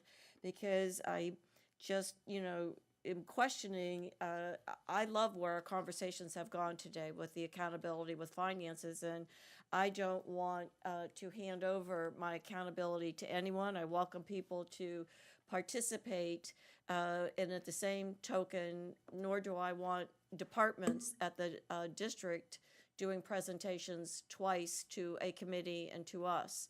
So I put forth a conversation to my colleagues of where does the responsibility lie beyond the referendum with the FAC, being cognizant of time, our priorities, our focus, and our own accountability and knowledge of all aspects of finances. So no, so I think, do you know offhand right now, as far as the financial advisory committee, what they're overseeing? I mean, so I know there's the ballot referendum language. I know years back when we went to evaluate whether we want to go to self-insured health insurance, just given the makeup of that board, this was years ago, it was something that was asked of, would they be willing to weigh in and just to provide a little bit more depth, since it was such a huge lump, or huge jump, excuse me. And they did that, but I do believe, to Mrs. Rose's point, it sounds like they've absorbed a lot of recommendations and duly noted that we need to not only, we have to wear our responsibility from the fiduciary standpoint. So what are we asking the Financial Advisory Committee right now to oversee beyond the referendum, if anything? So, again, coming in with the advisory committee being in existence, I've only been to a few of the meetings that were not, we had several meetings on trying to recommend members of the committee, but true meetings, there's only been, I think I've only been in one, quite honestly. And there are operating procedures that were developed. I don't know who who developed them. I know that they are operating using these, that talks about there being oversight, review of financial reports, monitoring and use of referendum revenue, which would be our operating referendum. Also, same thing for use of sales tax revenue. So I'm not sure whether the sales surtax ballot, because we participate with the county, also involves that. Review of capital expenditure proposals, periodic review of financial report statements and audits as presented by staff or outside agencies, review of other areas of financial concerns that may be brought forward by a committee member of the public, the superintendent, or the school board members, communicating and reporting to the public as needed, and then reporting to the board annually. So that has been how it has operated to my knowledge. The meeting that I sat in on, that, again, not me developing the agenda, so it wasn't my no, I'm just saying, because I think I may have taken it further. So I'm, going back to, kind of how it was in existence. There was a presentation on the strategic plan. There was a presentation, it was prior to or just after the end of the legislative session, so there was an update on things that were passed. But quite honestly, there was a presentation on the referendum as to kind of how the year was shaping up. So yes, I think that the committee has possibly taken on some roles in addition. Quite honestly, as I look throughout the state, there are financial advisory committees that do take on more, simply as a matter of transparency, so that there are a group of individuals that are giving you some independent support, in that there are folks who are taking a deep dive into the finances of the school system.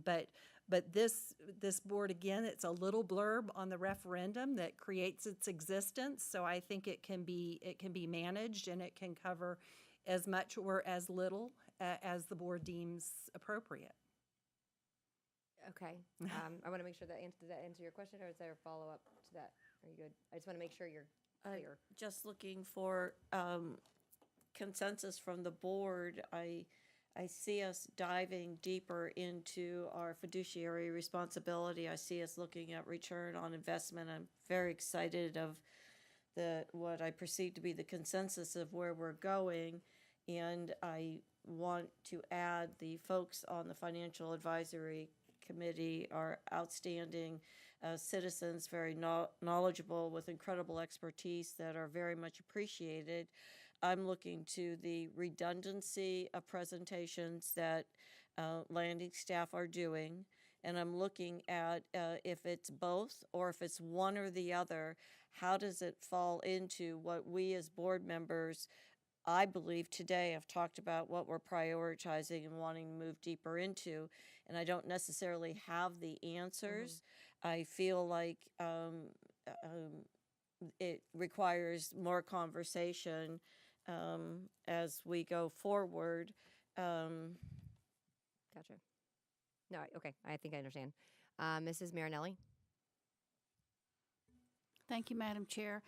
And please correct me if what I'm about to ask doesn't belong on this, because I'm going back in a few years. We used to have a committee that was the Safe and Drug-Free School Committee, and through that committee, they screened who wanted access to our students and why, and they made the recommendation it could go to the superintendent, but it was kind of a screening of who was going to be on our campuses and what was the purpose of it. That was one of the things they do. So I don't see anything on here that there is a group of people that are screening of who's on campus, what are they doing, and does it have a direct result for student achievement? So who's on our campus and what are they doing? Some of that leads to interagency agreements, some of it doesn't.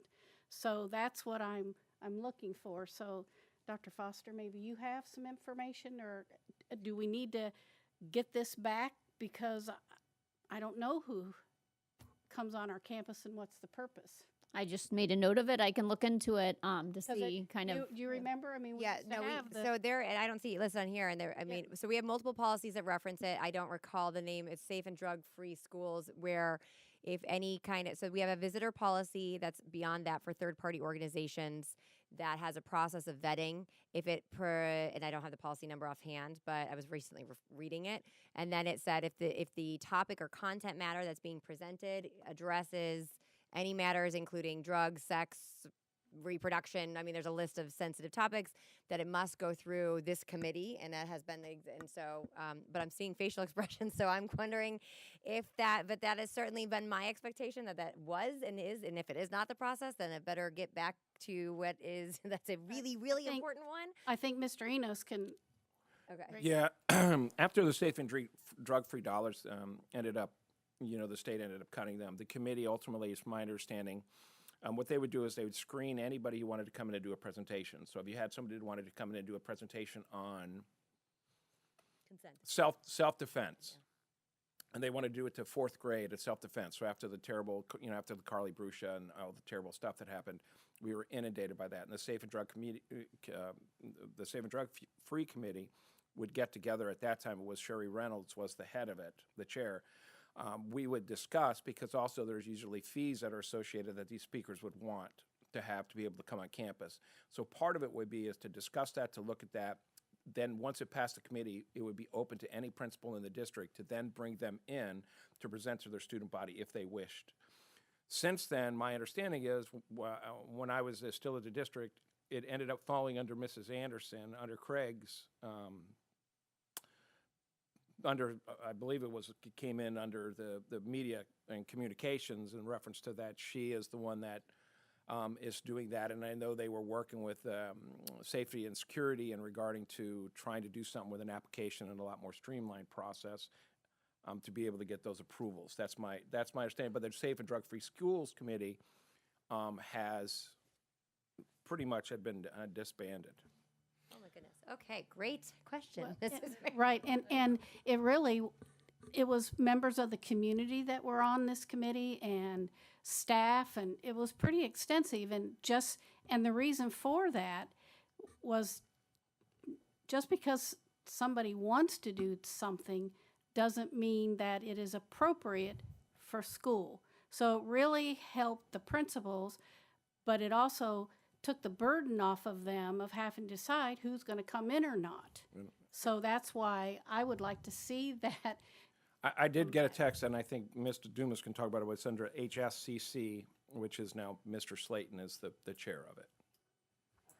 Mr. Dumas. Yeah, that's absolutely correct. So the committee is still in place, and so when somebody wants to come in and do a presentation, if it's anything that is potentially controversial, that they have to be a volunteer through level 1. As part of that volunteer through level 1 process, their presentation materials go to the committee to be vetted, and then they're either approved or not approved. If they're approved, then they're available to go at to our schools and do those presentations. If they're not approved, obviously that's not allowed. But that committee is still in place and functioning as part of our daily review of volunteers coming in wanting to do things on our campuses. Thank you. As a follow-up, I just might add more workshops, but get an update on who makes up that committee. I mean, this is kind of the goal of this committee, and I know you're waiting, so I see you. But as a purpose of this was kind of a step 1 of what do we want to do with this? How much? What do we have a requirement for? And how do we make them up? So that is helpful, but that's likely one we want to come back and address to understand the makeup and process. There is one additional piece that I believe when it comes to some element of in presentations that if it hasn't been, my understanding in the way the policy reads, all and anything that's deemed sensitive in nature and it has it listed must go to and through that committee, regardless if a principal wants that specific to their classroom or to their school or not. That is correct. Good. Okay. Thank you. Mr. Edwards, thank you for your patience. To start off with, where does that committee report now? You can't leave. Sorry, I mean, I don't, it's all news to me today. So I guess that's a good question. Where does it report now? Because you got people from multiple departments who are on that committee. So I guess what do you mean by report in terms of what was denied, what wasn't denied, that type of a thing? I'd like to know, I guess, who oversees the committee, and then who's on the committee, and how do they get to be appointed to the committee, and are there programs that have missed the committee? It would seem to me that may have occurred since lots of the folks up here didn't even know it existed. So I think probably the best thing is we get James Slayton to come in and do a presentation for you guys, because I think it's, I'm not sure the definition of appointed committee is exactly, we're not talking apples to apples. This is basically a group of assigned staff members who review presentations, potential presentations, and approve them coming into district per the policy. So it's not a committee as members get appointed onto it and off of it. It is staff members who have that responsibility. So, but I think the most appropriate thing to do is have James, because he's got the history, have him come do a presentation for you in a workshop kind of setting and tell them, let you know what we're doing, and then we can go from there in terms of however you'd like to see it. That sounds good. According to Mrs. Marinelli, it was a collaborative, and so it doesn't sound exactly the same, but, and that wasn't why I hit my request to speak button. I'm over the two things I think that I hit the button for. One is the audit committee, from my perspective as an individual board member, is the one that seems to be really working because it's defined of what they're supposed to be doing, how they get to be on the committee, because we as board members, and it has a function, and it's been reported back to the board twice since I've been here, so it seemingly works. I'm not clear of, and I know, and I'm going back to 3 months ago, 5 months ago, maybe even 6 months ago, that was presented to the board about approving new finance audit committee members, and that got put on hold for a number of different reasons. And it seems like what was working really well has somehow slipped through the cracks, and we need to get a better hold on its definition, what it's doing, how members are appointed, those kinds of things. And to Mrs. Rose's point, the folks that have served and are currently serving are, we're grateful. But the more the public is involved correctly, from my perspective, the better. In that vein, where parents are appointed and how they're appointed is gray on all of these committees, and I think that needs to be defined and more transparent. I don't know if it's the board's responsibility, if we want to assign it to cabinet to come up with suggestions on how that happens. I know that I've had several parents particularly over book screening or whatever you want to call it, that want to get on those committees, and I'm sure all board members have been approached for the same kind of thing. So I think the public needs to be aware, and we need to drive that process as a board. I could not agree. That really well summarized. The purpose of this first step was that usage of that word gets thrown around quite a bit, and we need to have some systematic approaches. My concern was when we had the FAC come up, it was that there was really no procedural process of appointment. And even with audit committee, which is statutorily required, so they're going back to the timeline, these are things that we have to do that once someone drops off, hopefully, and even if we need a procedural aspect in place so that executive assistant to the board helps drive that from, CFO or what have you. Those are processes that are required no matter what, but we'll have that in place so that we know, hey, so-and-so left, because sometimes we don't know. I was actually surprised to see there are 3 vacancies. I thought we just appointed the financial advisory. We brought them to you, and then it was put on hold because we wanted to go through the whole process. Thank you for reminding me. So for that reason, I just, and even what constitutes the naming of, because many of our policies have committee in it, but we don't have almost a policy to reference of how that selection goes and et cetera when it's relevant. And then finally, this was a well-suited aspect because one of the probably most, there's many important ones, but one that was just brought up that and I see Mr. James Slayton here. I hate to put you on the spot, and it might be better that we have a follow-up as well, but because if you want to come and give us a quick summary, I think it's the School Health Advisory Committee, but that may be one that we very much want to specifically have insight on to beyond the statute. So go ahead. Mr. Slayton, welcome. So yes, Yep. It was the Safe and Drug-Free Schools, so that was it was probably 3 or 4 years ago. And with that group, that's where we would prove those sensitive topics.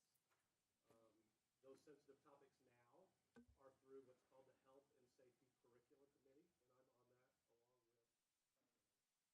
Oh, I can hear him. It's a coach. Sorry about that. So I'm on that committee, the Health and Safety Curriculum Committee, along with Tara Allen and Maureen McCarran from over in Health Services. And we look at those topics that are deemed sensitive.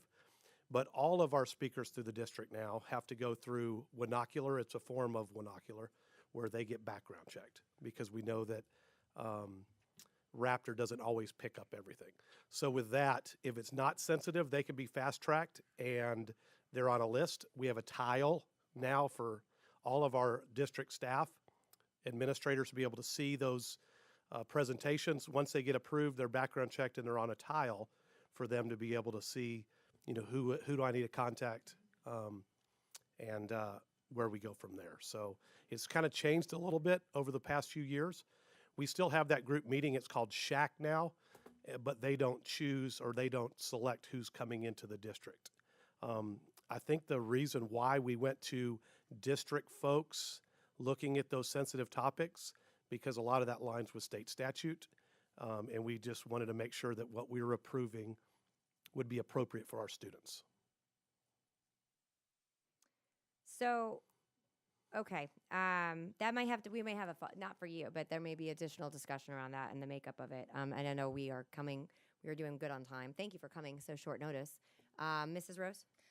Right, you answered my question or addressed it of how the committee that you participate in are looking at all the updates in state statute and what that means relative to subject matter coming into the district in the form of presentations. Yes, ma'am. And then we also include our elementary, middle, and high school directors. If we need to get more clarification, we meet monthly on that to go through those presentations. Thank you. And I don't want to divert back over to committees. That was actually why I pushed the queue, so I'll let me know when that's appropriate. Go ahead. No, well, Mr. No, I think we'll collect a little bit more information and do a little bit deeper dive because I'm familiar with the one Mrs. Marinelli referenced, and then certainly there have been changes and given. So just we'll do fact finding and go from there. Okay, thank you. Thank you so much. And then Mrs. Rose, go ahead. Thank you, Madam Chair. I just want to reiterate relative to committees, the piece that I am perceiving us to be missing is how folks are assigned and how you differentiate when, for example, it's board member assignment and or cabinet assignment or principal-based assignment. I think until we have that differentiation, that this has become a little cumbersome for the people that we're charging with leading a committee. I want to put out an idea of that is open for dialogue.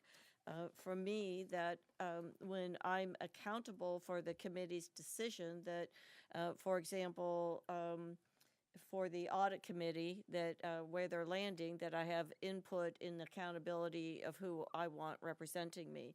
Some first step in differentiating how that's done versus on the other end of that continuum, a principal putting together a committee would be accountable for the product that committee puts out. Therefore, having potentially the opportunity within any overriding district guidelines to choose those people. So somewhere, where is our beginning step in allowing Mrs. Penner to go forward with the referendum mandated committee that we call the Financial Advisory Committee, and again, prioritizing the work that our staff does. I'm still not sure on who gets presented what financial pieces the FAC, Financial Advisory Committee, or the board, or both. And I think that is a discussion that falls into everything that we've come to consensus on today. In my perception, is also a missing piece to go forward. Okay, so I remember I started this, I was like, this will be a simple beginning, but the whole purpose was to start with a conversation to see where we go next. So if I look at this, I think to answer your question and dive deeper in a couple of different ways, I think it would be prudent to identify, and I could probably do it pretty quickly, but I want to make sure I'm accurate, which one is truly a function of the board as far as selection and which one is staff as it stands right now. That doesn't mean that's going to be static. Then when it comes to defining how whether or not we want to provide so anytime that's board presented, that what the disbursement of information is that accurate? Because I think I'm not following you with the audit committee. In fact, that if when we're selecting, it's very clearly written in our policies. But I think there could be some alignment between the two of them, by the way. So 1 and 2 being the ones that I know to be board sanctioned.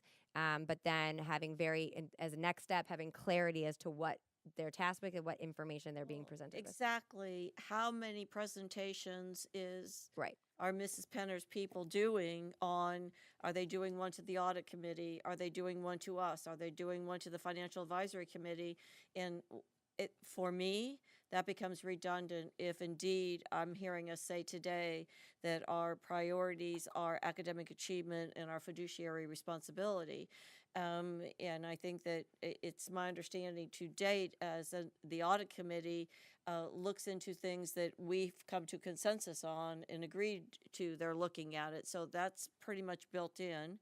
And we're counting on those folks to represent us in giving us information, which is our accountability. And then when I look at the Financial Advisory Committee, And the Financial Advisory Committee has that name, but it's under the guise of meeting the letter of the law with the referendum. When I look at their agendas, there's a lot of other financial pieces in there. And are those things that are being presented to the audit? Are they being presented to us? I feel like who's on first, who's on second, with a overall riding priority of this board, academic achievement, fiduciary responsibility, and or a conversation to solidify that it's those things or something else. Okay. No, I do, Mr. Edwards, I'll get 1 second, just whatever. So yes, I think that's would be the best next step is board versus district staff, then coming as a follow-up as to how that process, so there are not redundancies, to use that word today as a word as far as staff's time utilization and making sure we're clear on that process. I also have, I think there's just how committee members, even if it's down at the district/school level, whether we want to weigh in on that, how those members are selected. I think that's important because I don't think there's any clarity on that. And that's a question I certainly get asked all the time, and I think everyone's nodding their head. So I think that would be another aspect of where we can dive in, just to have clarity and some guardrails there. And then on its own, the School Health Advisory Committee, but I think that tailors actually very well with the thing that I just mentioned on how those selection processes go. I see Mr. Edwards on the board. The one last thing, and I would have to mention is number 9, the Equity Committee is not in operation yet. That policy cites it must be. So I think we need to. I'm going to pause this now because of time frame, but that's a conversation we have to figure out because we're not operationally we're not in compliance of our own policy, and so I'm not sure that there's a continuation need for that and may be formally disbanded. Mr. Edwards, and then if I didn't summarize, give you clarity, please let me know. I want to make it simple, and I don't know if we did that, Mr. Edwards. This is short and sweet. This is an example of what should go on the dashboard. Yep. I'm hoping they're taking notes. All right. So I will, and I'll replay this. I'll get with Craig and Kathy, and then so we have a tighter aspect walking away so that this is, so that it's a meaningful use of time for everyone, both staff and when we come back and report back. Mrs. Rose? And this will be quick as well. I don't want to leave Mrs. Penner hanging. In our one-on-one, I understood that we have empty seats on the Financial Advisory Committee charged with overseeing the referendum legally, which is extraordinarily important, that we're giving her the freedom to move forward with that referendum oversight without all those seats filled, in that there isn't a requirement of how many seats are on that committee, correct? Correct. There is no requirement. I just don't want to hold you back, and because I know that you are very sincere in fulfilling your obligations. Thank you. Yes, so we were just going to go ahead with, we were supposed to meet quarterly, and we have missed actually 2 of those meetings, so I really wanted to get that on the agenda. So we will be meeting in the next couple of weeks with the 7 remaining members, and then we can figure out how to appropriately staff that committee. Perfect. And just board members, I'm going to get with council just to look at the facts and the audit committee because they are the unique ones that are board sanctioned. I mean my appointment, but they do not, they have different processes. Yes. And for ease of kind of my takeaway from this is it maybe present an option of them looking the same procedurally as well, but that won't stop you from moving forward. Perfect. Okay. Thank you. And we're going to break until 1:15. We'll do a full hour, everybody, so you can do your emails and eat your food. Thanks for hanging in there. And so we will reconvene. We are adjourned until 1:15, almost a full hour.